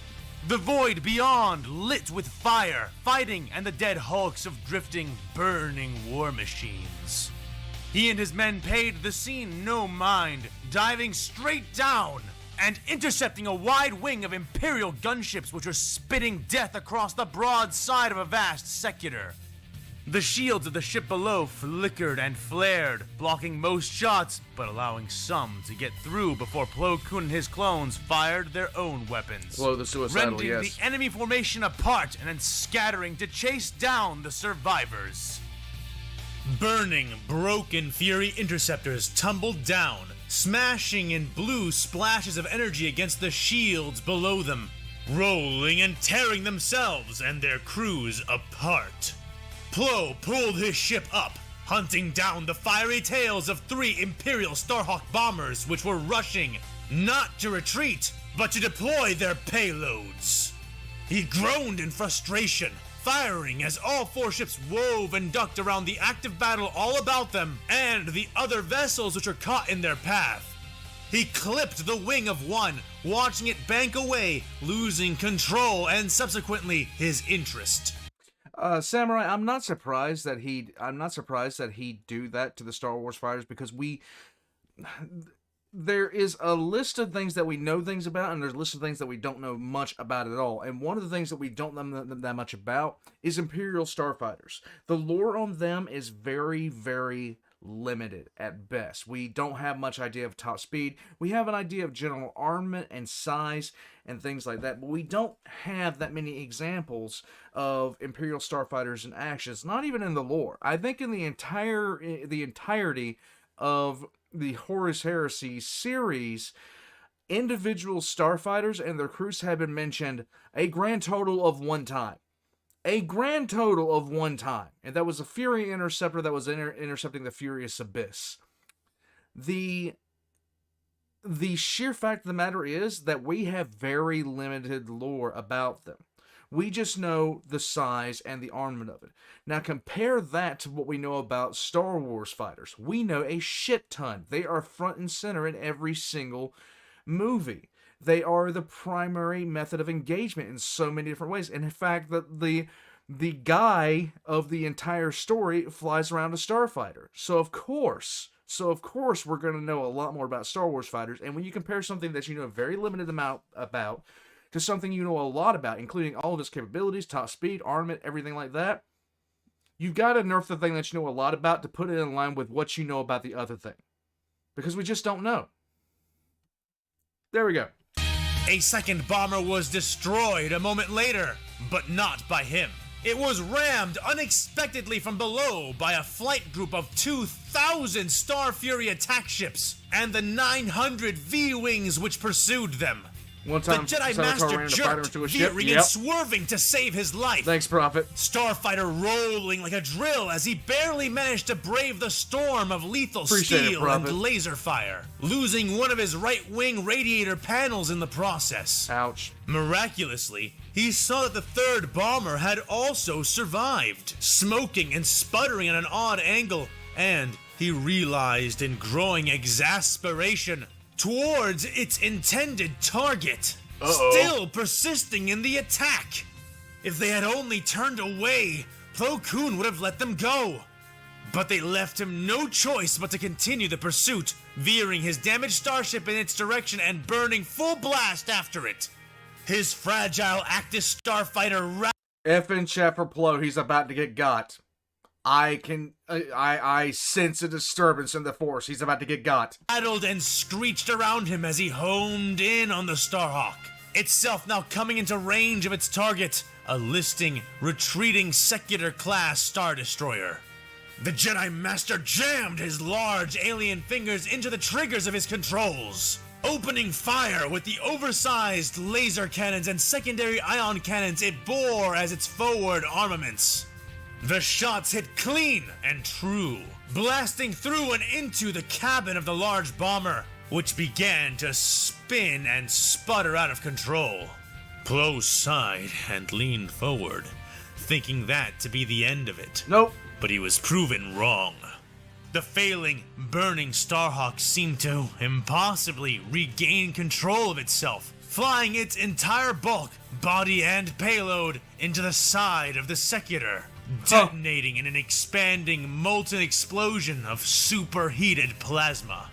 The ship could not withstand it, and soon Plo was watching helplessly as escape pods and fighters fled its burning, erupting corpse. It had been 15 minutes, and already most of the initial force the Republic had sent was destroyed or retreating into hyperspace. And then, everything got worse. Of course As it the ship did. crested over the exploding remains of the felled Secutor, the Jedi was greeted with the sight of their continuing vicious struggle. The chaos of dogfights, ranging from those taking place between two pilots and those small wars waged by hundreds or thousands on either side. Battleships and star destroyers lobbing the luminous blood of stars at each other. Explosions filling the searing void with varied, horrid lights. And then, the most terrible light of all spilled out across the battle zone, burning eyes, ships, and souls in its wake.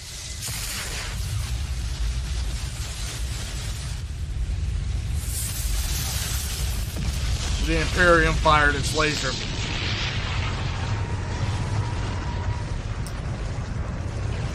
A widening river of blue and white radioactive fire sawed into and devastated one of the Republic's battle groups.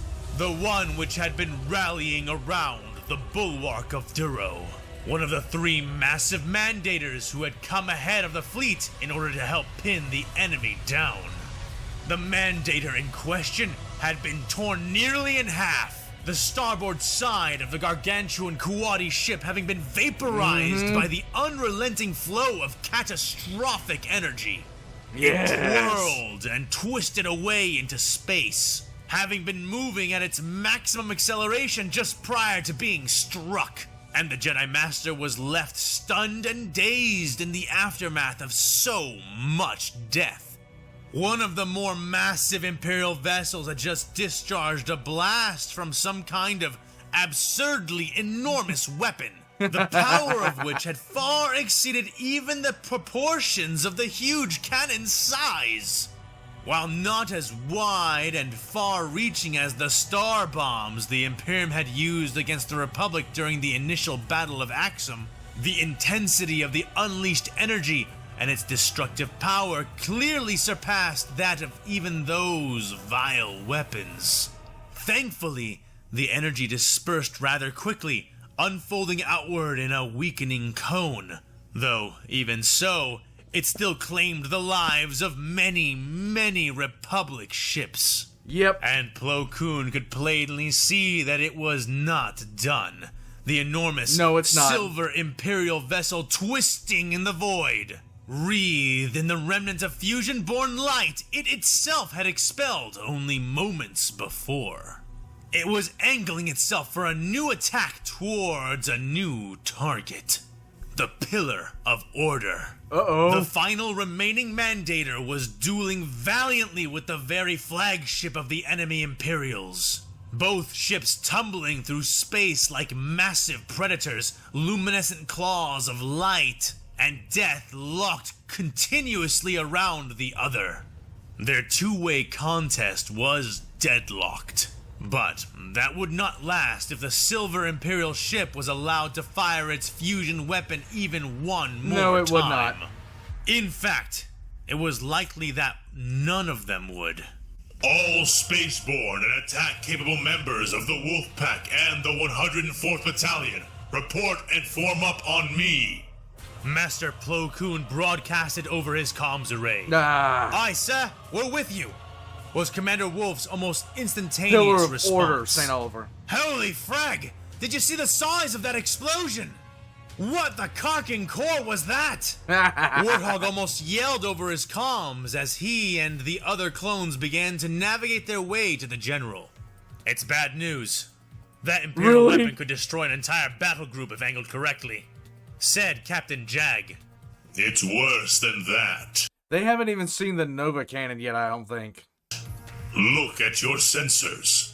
With a discharge like that, even a planet, shield and all, would be unable to withstand that kind of blast. No. I am afraid we are looking at nothing short of a planet-cracking weapon. And if Yes. we do not succeed here, then it is very likely that the Imperials will eventually turn that killing tool against a world's population. Bitch, they already have several times. Have you been paying attention? The Covenant has gone surprisingly not the Covenant, sorry. The Confederation, the CIS, it has gone suspiciously silent in the past few weeks. Do you wonder why that is? And not merely our own fleets. The Jedi Master added, voice somber as his clones formed up behind and around him, creating a wide V-shaped wing of fighters and bombers. So what are we going to do? Warthog asked right afterwards, barely able to clamp down on his nerves as he did. The only thing we can do, Said Plo Koon. we stop that weapon from firing again. Follow my lead. He declared, thrusting forward on his control sticks and lurching his speedy fighter into a forward advance, swiftly followed by his force of clone pilots. Sir, if we leave to attack the enemy superweapon, we'll leave our support ships undefended. Jag sent out as they moved. They will have to rely on other squadrons for protection until we return. However, our task is clear. We drive all the way to the Imperial ship. We must intercept it before it reaches the Pillar of Order. If we do not, the losses will be incalculable. With me, men of the 104th, for the Republic. This is true. This is The true. Jedi Chris. responded back, the comms momentarily filling up with affirming cries as the engines on all the starfighters in the formations intensified their thrust. They sliced through the space between themselves and the speeding, enormous vessel they were attempting to intercept. Engines trailing fire in long lines behind them, like the glowing body of divine arrows, each craft composing the lethal head which would strike the Leviathan dead.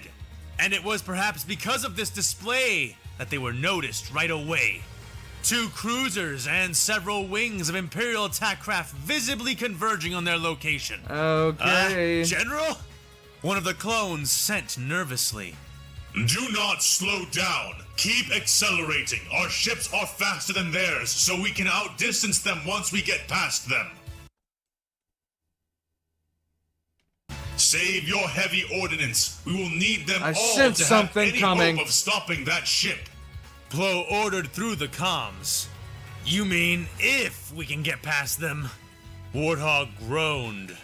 Hang on to your helmets, boys. We're going in, said Commander Wolf, speaking seconds before their wing of speeding starships virtually collided with the haphazard Imperial front.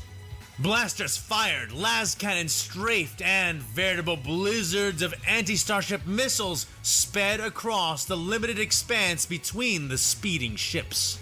Explosions blossomed across the line, starships veering, burning, turning rapidly as men screamed over the comms, dying all around him. But Plo Koon could not spare more than an instant's consideration for them, though he longed to. Yet his own survival was far from secure, and it took the pinnacle of his skill merely to remain alive. Already he had lost a quarter of the fighters following him, his Pretty ship much spinning running. through the storm of metal and weapons fire, only the best and fastest clones able to keep up. Then, the cruisers fired. The Jedi Master had expected them to issue out enormous but concentrated blasts, such as those they had been using until now. Shots which were relatively easy to dodge for starfighters. He could not have been more wrong, as was revealed when the broadside cannons opened fire, spilling out a sudden relativistic volley of metal balls, near microscopic pellets to the ships which fired them. Oh boy. But the fist-sized projectiles proved far more significant to the clouds of fighters and attack craft they were fired into. Yep. Flames burst to life all around him as both Imperial and Republic craft were shredded like a flock of combustible starlings exposed to a flechette launcher. Plo twisted his controls, his precognition screaming at him mere moments before the weapons fired, spinning his ship through the shrapnel, debris and scraps spattering weightlessly across his canopy as alarms sounded throughout the Jedi's ship. Bye. His astromech droid screeched and beeped in obvious distress, its instruments indicating towards 3 wide punctures in the ship's lightweight frame. The diligent machine went to work on patching them as quickly as it could, but while Plo Koon had avoided taking damage that would destroy his craft outright, it had thoroughly disabled him, leaving him as little different from the surrounding death and ship fragments which drifted around him. Niju says, 1313 gets all the best girls, including Ahsoka. Would he want Ahsoka, though? Would he? I don't know about 1313. If he would really want Ahsoka, but he does deserve it.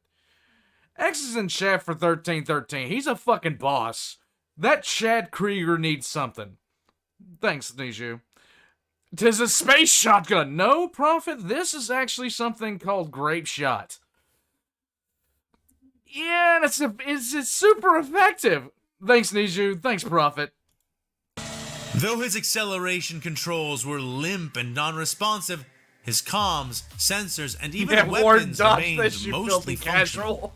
Attack group, report in. Did anyone else make it through that? He radioed out. Somehow, said Warthog. Barely holding it together, but I'm still here, General, reported Jag. Still caught up in some fighting. I'll be back around to get you soon, General. Commander Wolf reported, his voice loud and distracted as his V-Wing spun and danced between 3 Imperial survivors of the attack.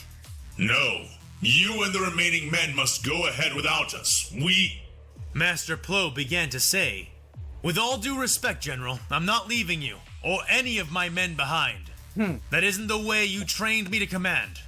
Wolf growled stubbornly, jets burning and blazing as he opened fire, sweat... Grape Shot, a.k.a. 'Tis a space shotgun. Shotgun! pouring down his face, unable to do more than rapidly blink it out of his eyes thanks to his pressurized suit. Plo Koon sighed and sat back, eyes looking up at the speeding shape of the silver battleship. X in chat to Nuke Prophet. X in chat to Nuke Prophet, he started this breeding shit again. Their window to intercept growing smaller and smaller as the astromech droids and pilots of the disabled ships around them Don't try to argue with them, struggled just to get nuke their him. vessels working again. Did they really just fire into their own guys? Yes. Warthog asked a moment later. And they would do it Grievous again. does it all the time, Jag said in response, grunting as he shifted a panel inside his ship and began to repair a partially shattered console control conduit. Yeah, but when Grievous does it, he's only shooting at droids, not his own actual men. At least, not usually. The other clone said back, himself attempting to restart his own damaged, half-functional ship. Both he and these PSD occultists are cruel combatants. They care not at all for the sanctity of life, neither ours nor even their own. Master Plo added. No, that's a difference of opinion, and you need to check yourself, because the Imperium absolutely has a theory about the sanctity of life. It's just the sanctity of the continuance of human life at the expense of everything else. Speaking of which, those cruisers are coming back around, Jag suddenly said. Looking over his sensors array, Plo Koon saw that the clone captain was correct. The two cruisers having looped around after their initial pass, and coming back for one more to finish them off. Plo turned his head back towards the droid working diligently outside of his ship, attempting to repair the starfighter as quickly as it could, but not quickly enough. Commander Wolf, I appreciate your loyalty, and I am proud that I could instill in you any measure of that which was not already present. But I am now ordering you directly. Take the half of our forces which are still intact and capable of fighting, and stop that super weapon. The Jedi Master said sternly through the comms. General, I can't just... The Yes, you clone can. began to say. You can, and you must, Commander. Our forces are already depleted, and there is nothing you can do here. If you are still present when they fire their second volley, you will be torn apart, just as much as we will. Go, Wolf! Save the offensive! Master Plo insisted, almost pleaded. Licking bitter sweat off his lips and gritting his teeth, Commander Wolf nodded inside of the cockpit of his V-Wing. As you order, General. Survivors, follow me! The clone Saint, not really. Not really. ordered, veering off from the now fleeing Star Furies who saw the cruisers approaching for their finishing pass. Wolf, you can't be serious! Warthog protested, but the commander did not hesitate with his response. Dead serious. Everyone move, that's an order! And with that, the majority of the starfighters and bombers which could still move swept away, forming up into a swift departure. But not all. Plo lay back, making peace with the inevitability he now faced, closing his small eyes for a brief time. He opened them a moment later when he felt and heard something bump and rustle against the hull of his starfighter. Uh-oh. There, anchoring a magnetic cable to the front of his craft, was Warthog, floating dangerously in space as he performed the task almost one-handed. When he finished, he looked up and waved at the Jedi General from outside Plo Koon's Actus II, his other hand lightly clutching the now anchored cable. Warthog, what are you doing? Plo asked Hey, through yo, the you know, comms, watching hanging as the out. clone turned around clumsily and began to pull his weightless body back up and along the drifting cable, which led all the way back up to the clone's drifting, sparking V-Wing. Well, I can't just leave you drifting out here, General. The clone grunted as he climbed back onto and then into his own ship, starting it up. Besides, I Needs still you owe you why? for the time on Felucia, he said as he pushed up the throttle on his ion engines. Only one of the two activating fully and lurching forward, pulling first his ship and then the Jedi's into a shaky but speedy forward advance. Hold on tight, General. Afraid it's gonna be a bumpy ride. The clone added, wreckage and body parts bouncing off the two escaping craft, Plo's own ship flailing and spinning disorientingly as it trailed behind the other. Looking around, the Jedi could see that they were making good progress, but not good enough, the two cruisers sliding up alongside them. Warthog, your ship is damaged. I am slowing you down the only Yes, got it. way. The Jedi began. Save it, sir. I've already chosen my hand. He said, arms jerking as he attempted to keep the line straight while avoiding the largest pieces of drifting metal. All that's left now for either of us is to see how it plays out. He finished as the shadows of the massive cruisers fell over them. The Jedi Master would nod his head, leaving his hands over his ship's controls as he closed his eyes again and waited. He felt himself cooling under the darkness brought on by the two enemy Leviathans, and Chris, hoped probably that he not, had gotten because his he's men not even a far baby enough right to now. finish the task, making peace with death for a second time. And for a second time, he was surprised to find himself still fully within the grips of life. He could almost hear the rumbling of the powerful cannons, could nearly feel the heated breath of their weaponized payloads as they fired. And certainly, through the Force, he could sense all of these things transpiring. Yet nothing pierced his ship, nor Warthogs, nor even the broken scraps of vessels which drifted around them. Okay. He opened his eyes and looked to his right, and saw there not what he expected to see. In place of the void of space and the battle, wreckage, and cruisers which should have been lingering within it, close at hand, there was instead a vast wall of metallic scrap.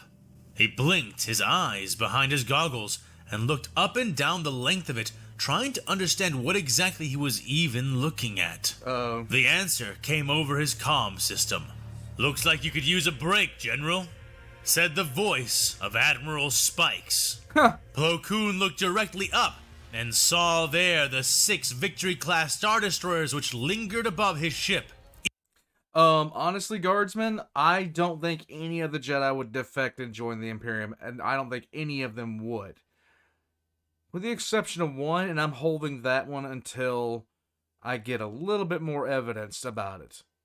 Until I get a little bit more thoughts about it. We'll see if me and Fan are hive minding at this point. Each of them angled and poised to allow their tractor beams the best possible hold on the metallic slice of the Mandator 2 they were using as a shield. Thank you, Admiral. That is very much appreciated, said the Keldor Master, elation filtering into his modulated voice. Ahead of them, one of the cruisers suddenly burst through the metal wall, ramming and ripping its way into their sight and opening fire. Lovely. With larger, Spike solid says the shells MVP as of this opposed battle. to the Very scattering true. shots it had been employing against the starfighters. The spaceborne slugs tore through the vacuum, striking down 2 Victory-class Star Destroyers in the process. 12 other Star Destroyers which had been following in the Admiral's wake, pouncing on it at once, hammering it with full volleys of turbo laser fire. They bludgeoned and beat it away as Admiral Spikes personally offered up his hangar for their use.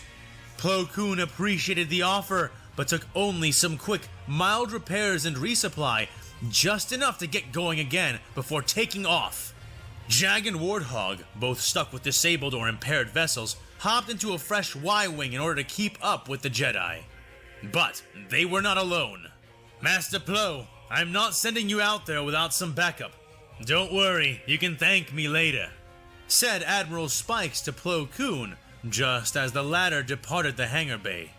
"General Plo, we've really got to stop meeting on missions like this," said a familiar voice over the Jedi's comm. Broadside, is that you? Asked Master Plo. "Me and the rest. You got Shadow Squadron back on your flank, General. Just lead the way," he said in response. Behind Plo's patched-together Actus fighter, a whole line of upgraded V-Wing fighters and stripped-down, sped-up Y-Wing bombers had formed. Nearly all of them veteran members of Shadow Squadron. If the Keldor could smile, he would have. That is good to hear. Our objective is the Imperial superweapon. Our window will be tight, and we expect heavy resistance. With any luck, Commander Wolf and the others have already succeeded in disabling the weapon. But yes, if Maxim, not, they're preparing for a then trench that run. task will fall to us. Save your rockets and explosive munitions. We will need it all to even stand a chance at accomplishing our task. He instructed, increasing his shaking Jedi starfighter to full speed. "Piece of cake. You know our motto, minimum casualties, maximum effectiveness," said Broadside. Temper your eagerness, Captain. The Imperial superweapon is like nothing we've ever encountered before. Was the Jedi's warning response. Broadside affected a scoff, though, in truth, he was fully focused. "General Plo Koon, in case you've forgotten, superweapons are our specialty," he said back, flicking off a few burn limiters inside of his cockpit and speeding up to cruise alongside the General's Actus 2. Together they all burned for the interception point, the Imperial battleship hurtling through the void like a silver lance. Before them rose a legion of escorts, attack craft, and even another cruiser. But Shadow Squadron approached undaunted, knuckles white on their controls. Yet, before they made contact, hails of fire and attention-drawing death splashed against the Imperial flanks. Republic ships drawing in and around them, luring the imps off and away as Admiral Spike sent out orders to support Plo Koon's assault. They lost more than a few ships in the resulting clash, but Shadow Squadron earned the moniker that was their namesake, slipping past the majority of the Imperial opposition and into clear view of the new, disturbingly close Imperial super weapon and the ship which bore it. Let's go. Its surface was markedly smoother and more heavily plated than that of the other Imperial vessels, lacking buttresses, arches, and many of the ornaments which regularly wreathed their combat ships. It had virtually no windows, no open or exposed hangar bays, or even obvious airlocks. Very nearly everything about the ship was austere, with everything right down to its weapon emplacements being fitted tightly into its armored hull, providing far fewer obvious weak points. As they came in closer and closer, the Jedi saw bright lights and burning trails streaking up and down the length of the ship, and soon recognized that it was Commander Wolf and the survivors, or rather, those who were left. They were engaged with several squadrons of Imperial attack craft, dipping and diving around the body of the massive battleship in their attempts to fight themselves free. Fall in and back them up! The Jedi Master ordered, banking in towards the Imperial superweapon and leading a sudden assault on the attack craft which were attempting to snuff out the Wolfpack and their brothers. Phew! Boy, am I happy to see you, General! Commander Wolf rasped from the flickering, faltering form of his torn-up V-Wing. As I am to see you, Commander. But there is no time for pleasantries. We need to neutralize this weapon immediately. What can you tell us? It's gonna be difficult. Right, well, I've got a few theories on where we can hit them that my group didn't get the chance to. But General, you should know we've been wailing on this thing for almost 3 minutes now, and we've not made a single dent in it, the clone said in response. That is unexpected. My sensors are detecting no shield protecting it. The Jedi began to say. It's not the shield, sir.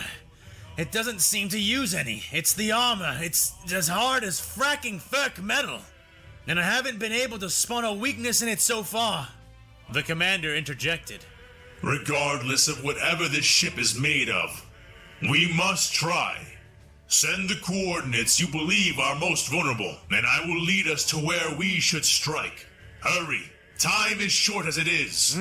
Said Master Plo, quickly leading Shadow Squadron around the 8-kilometer vessel, system, yes. hunting for any weakness, any flaw. They found that the silvery... You gotta remember, though, the Ironclads were built to be bricks. Like, most Imperial ships are built brick-like, but the Ironclad in and of itself, that's Rogel Dorn level of brick, okay?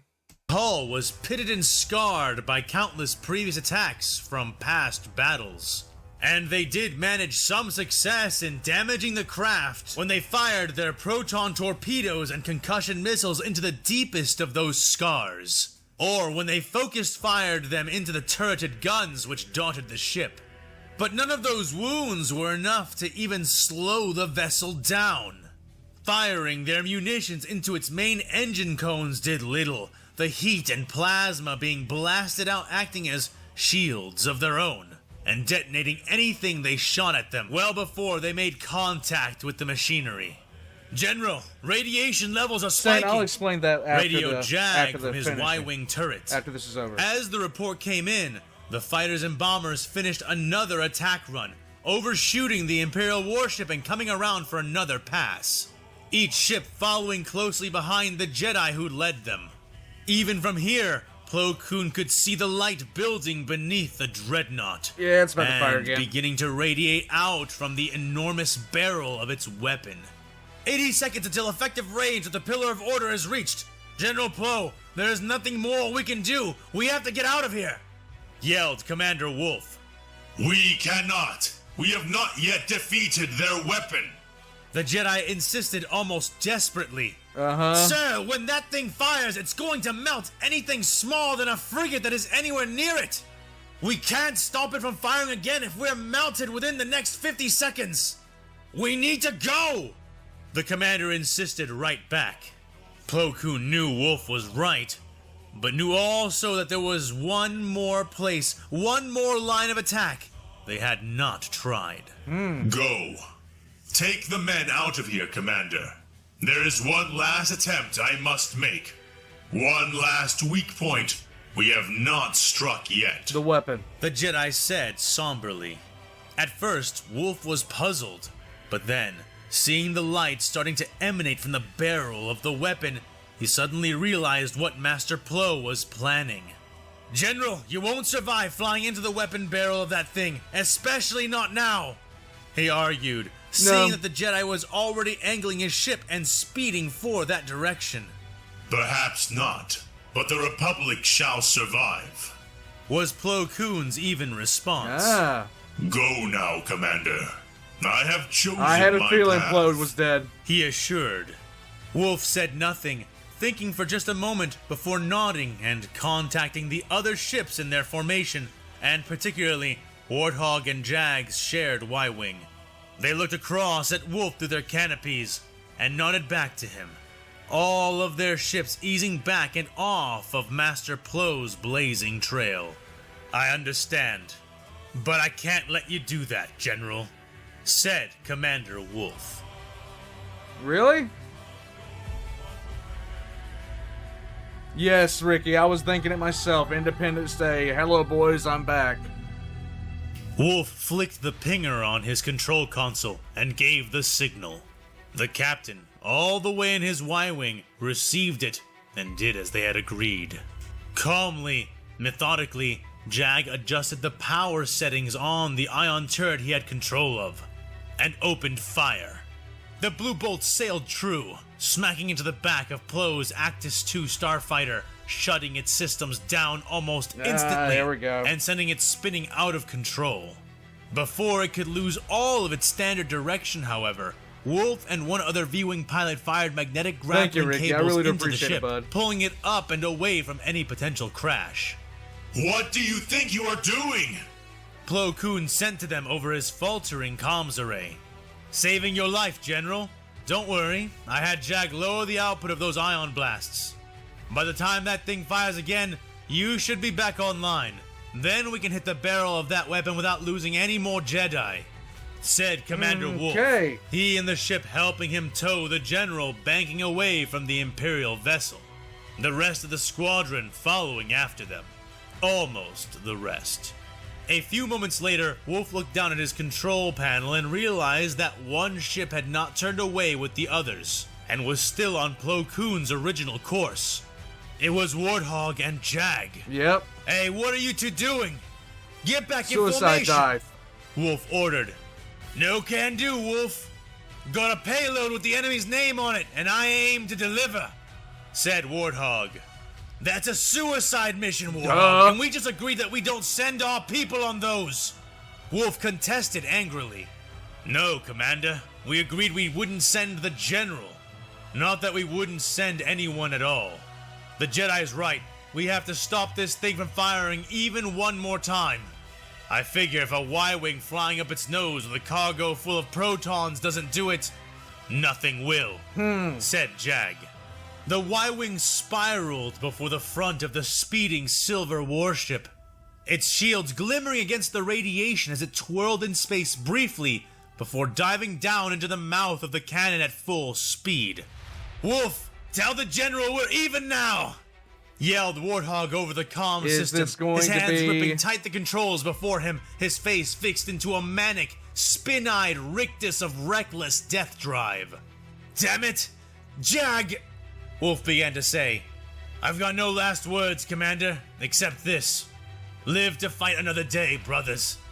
Win, and live to fight another...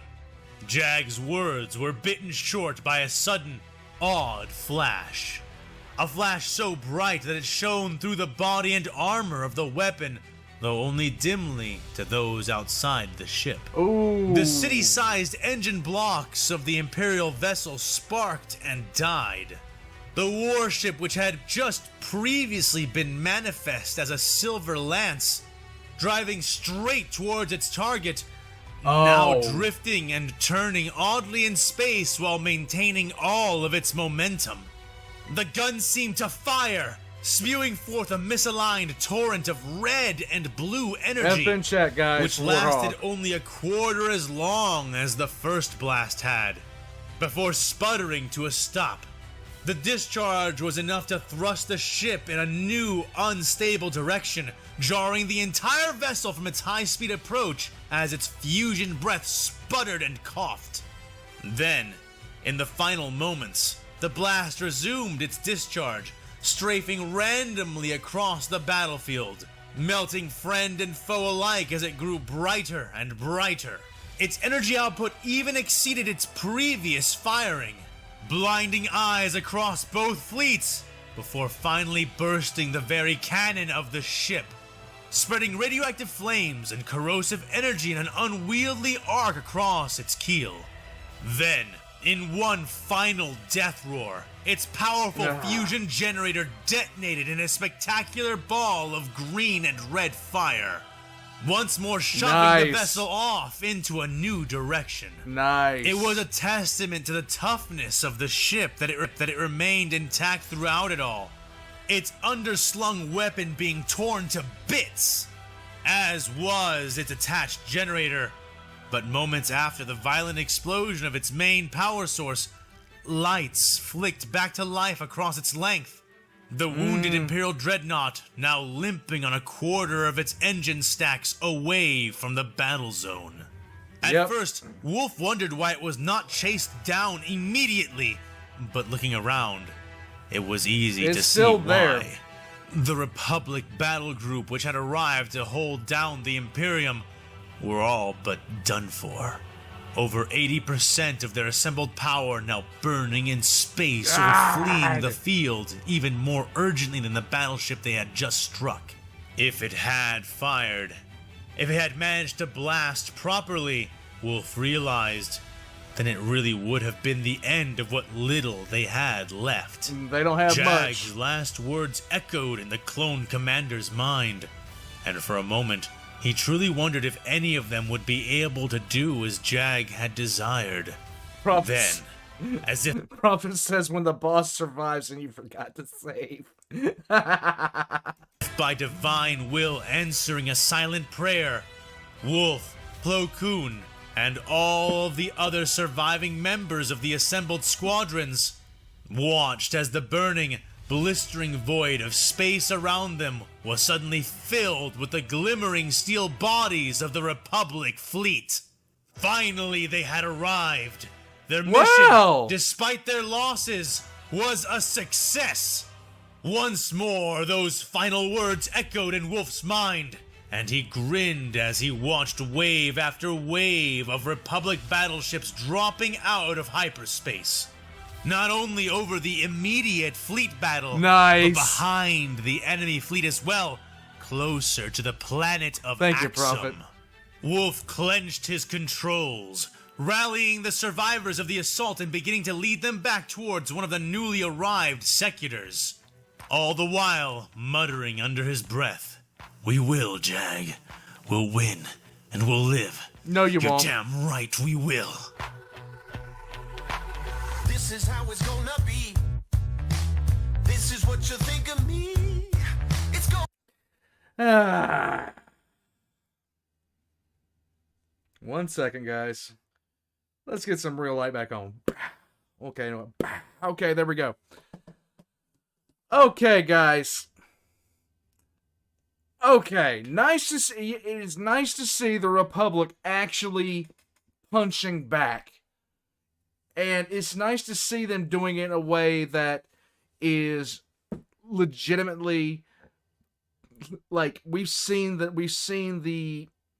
haven't seen those type of noble sacrifices yet out of the Republic, and those kind of desperate sacrifices, and it's finally happening, and it's awesome, okay? It's finally happening, and it's awesome. There is only war, you fool. Yes, very much so. Okay, so there were some questions asked during this. If you wanted to ask, if you're a Star Wars fan, you don't know much about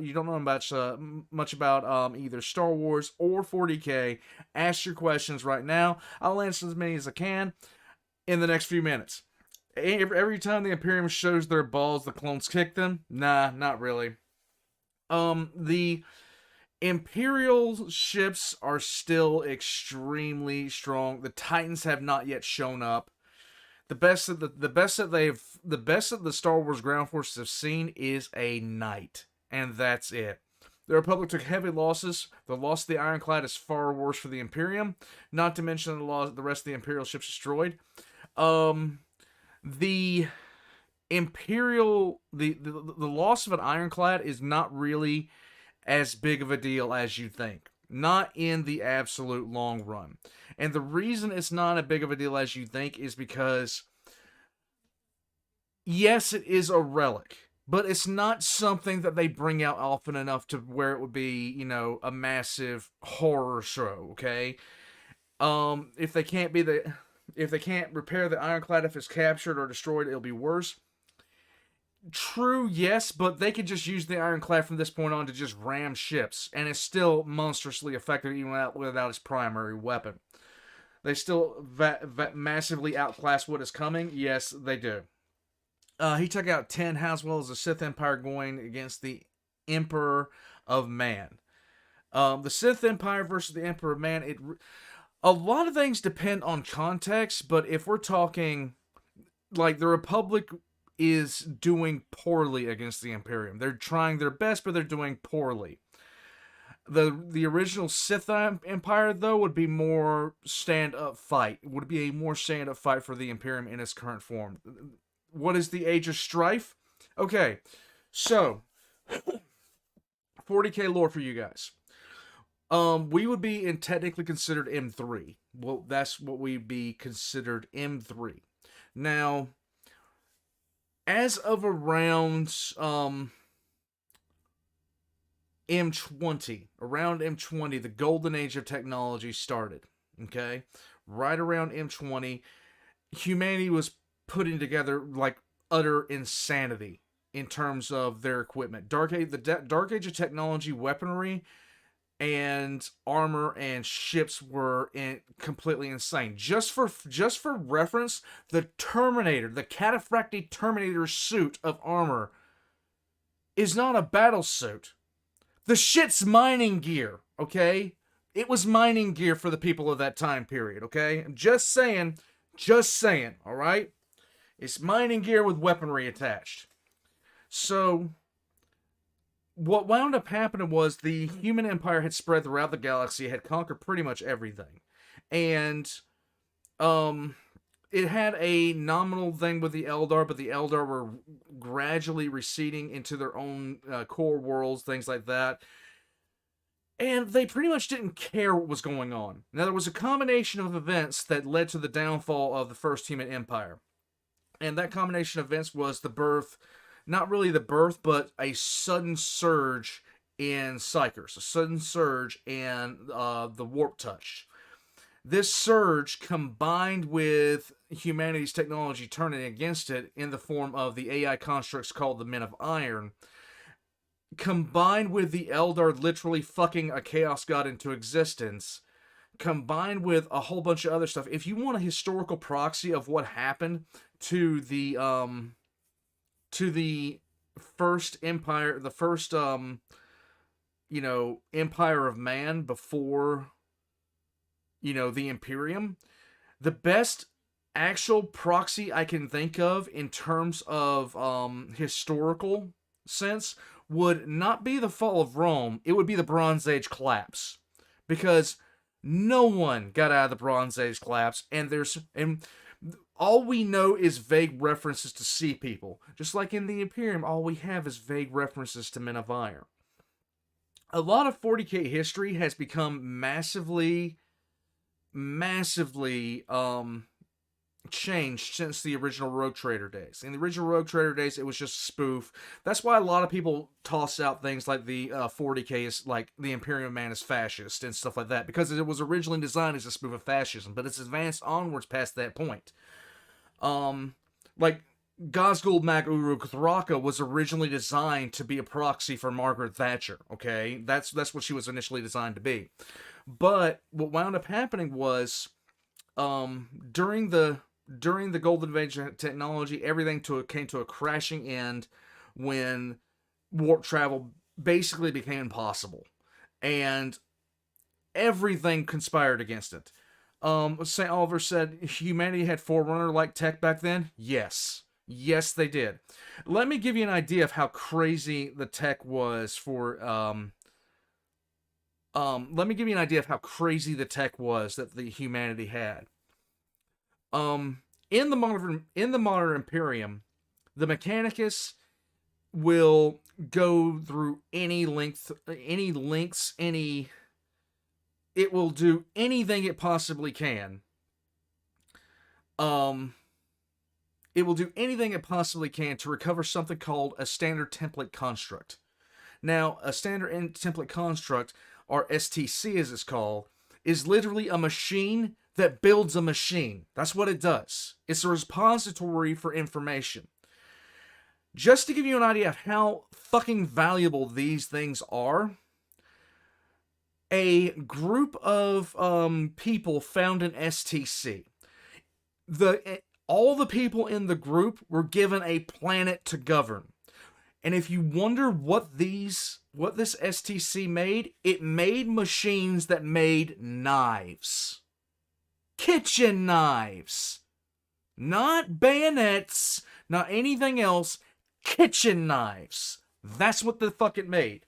An STC, and if humanity found the right STC, they would be able to literally turn the tide of everything bad that's ever happened to them and just turn it completely around.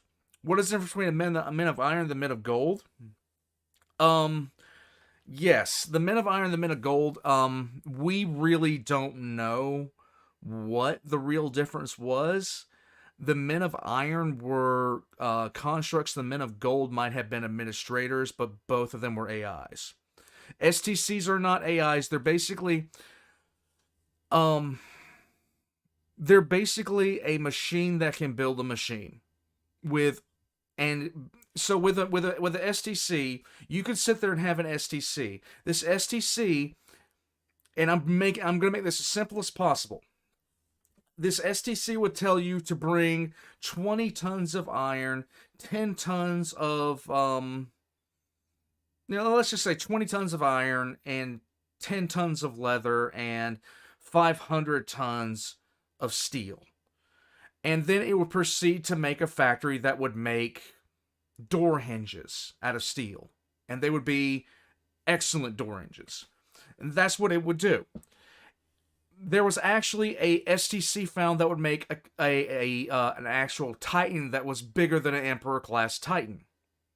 And the only problem with that thing was the Emperor class, the thing that it made was infected by chaos, and they destroyed it because of that. The STC is a kind of a relic that was a brick in the foundation of mankind's history. Yes, very much so. Very much so. And I'm moving my camera all over the place. There we go.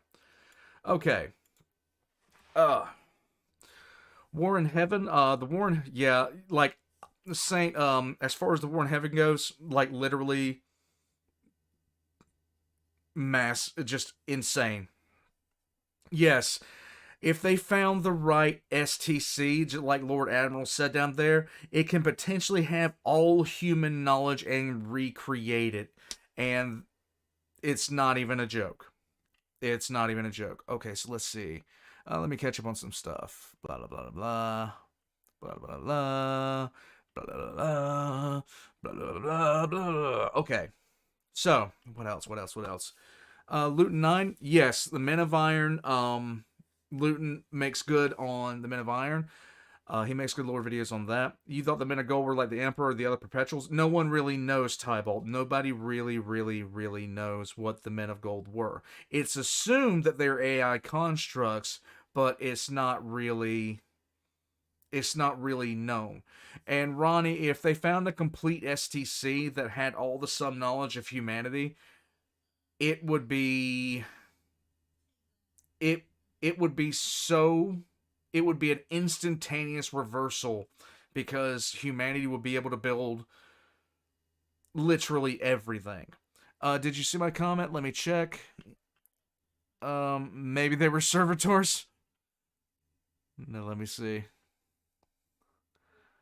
I don't think I saw it, Eli.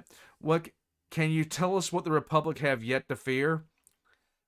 There's a lot, bud. There is a lot. Okay, first of all, they have yet to face the Space Marines in ground combat yet.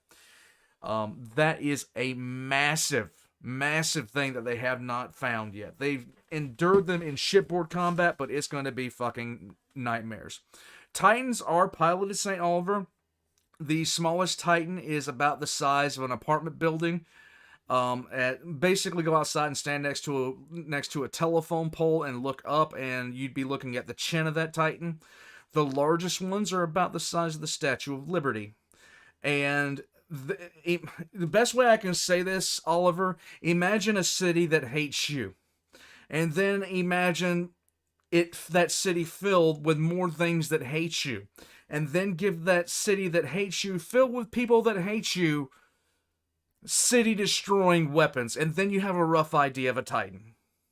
You have a rough idea of a Titan. I've actually made a lore video on Titans. If you'd like to check it out, I actually like that. What units from other Warhammer factions would you consider Space Marine level? Okay, so Space Marine level is something to be considered. You have knobs, you have war bosses, of course.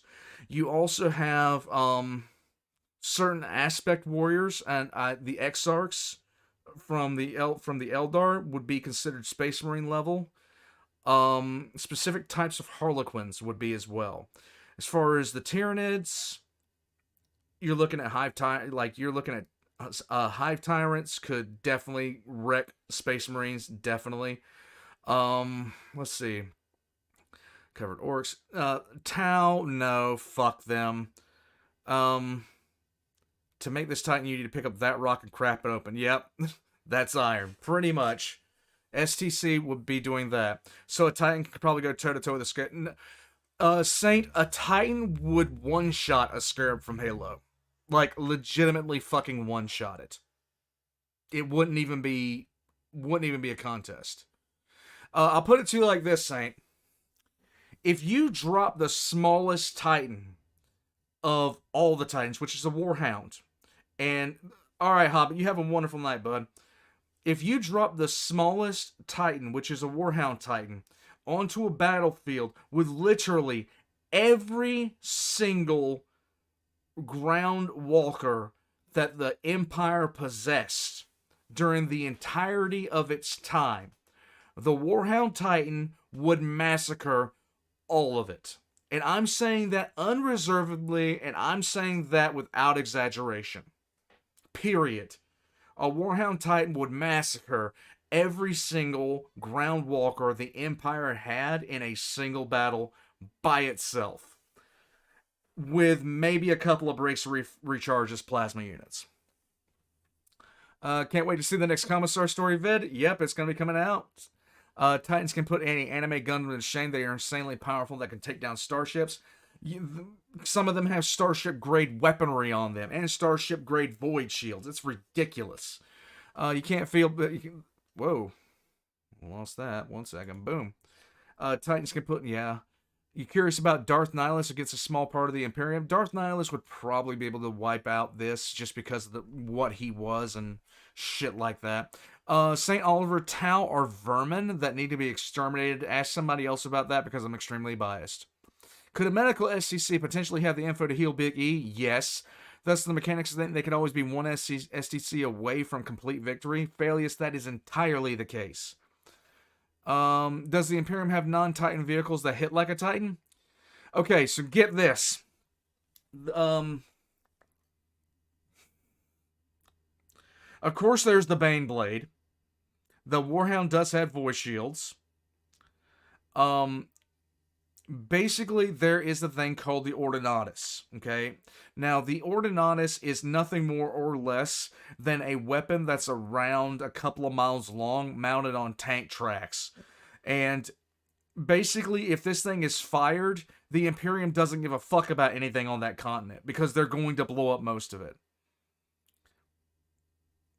CIA Seismic Tank versus Armageddon Steel Legion. Armageddon Steel Legion, 110%. It's just fucking done.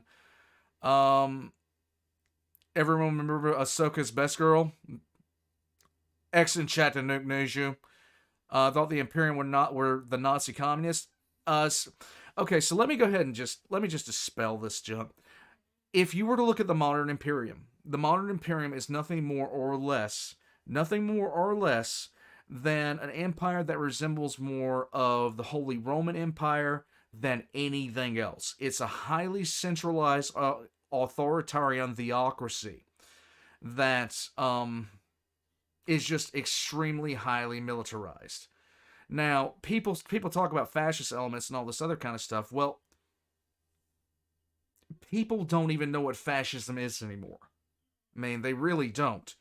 You could say that the Imperium is a fascist empire, but at the same time, the Imperium during the early days of the Crusade resembled more of Alexander the Great's Macedonian Empire, and it was being built up that way. I mean, the Emperor's flagship was called the Bucephalus, for fuck's sake. The Imperium these days is more reminiscent of just basically a tributary empire with massive viceroyals. That's basically what it is. And most everything is centered around bureaucracy more than anything else. Are there any droids that can take on a space marine? Answer to that question real easily is no. There is not. The Imperium has a special tank that uses a volcano cannon to take down Titans? Yes.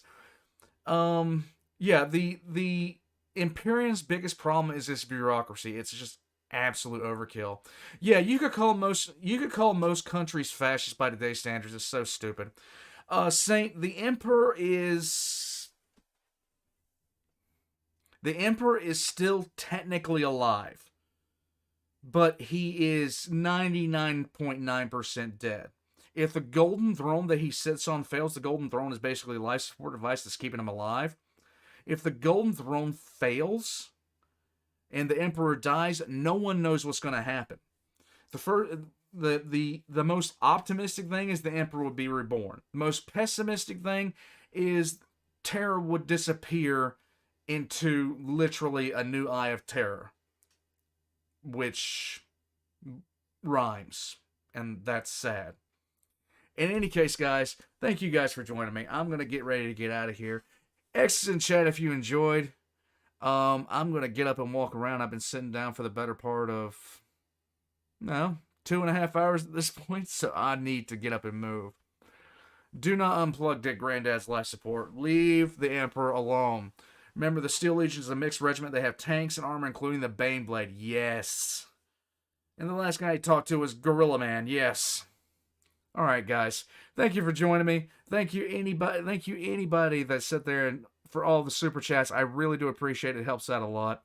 Could the Mechanicus like Call secretly buy STCs from Trazen from his collection? True, but Trazen will be very, very careful about what he chooses to sell them. Because if he fucked up and sold them a fully operational STC, he could very well doom his own people. Well, that's it, guys. Remember, good times rhymes with war crimes, and I'll catch you guys next time. And that rhymes, and I'm sad because, good Lord, why?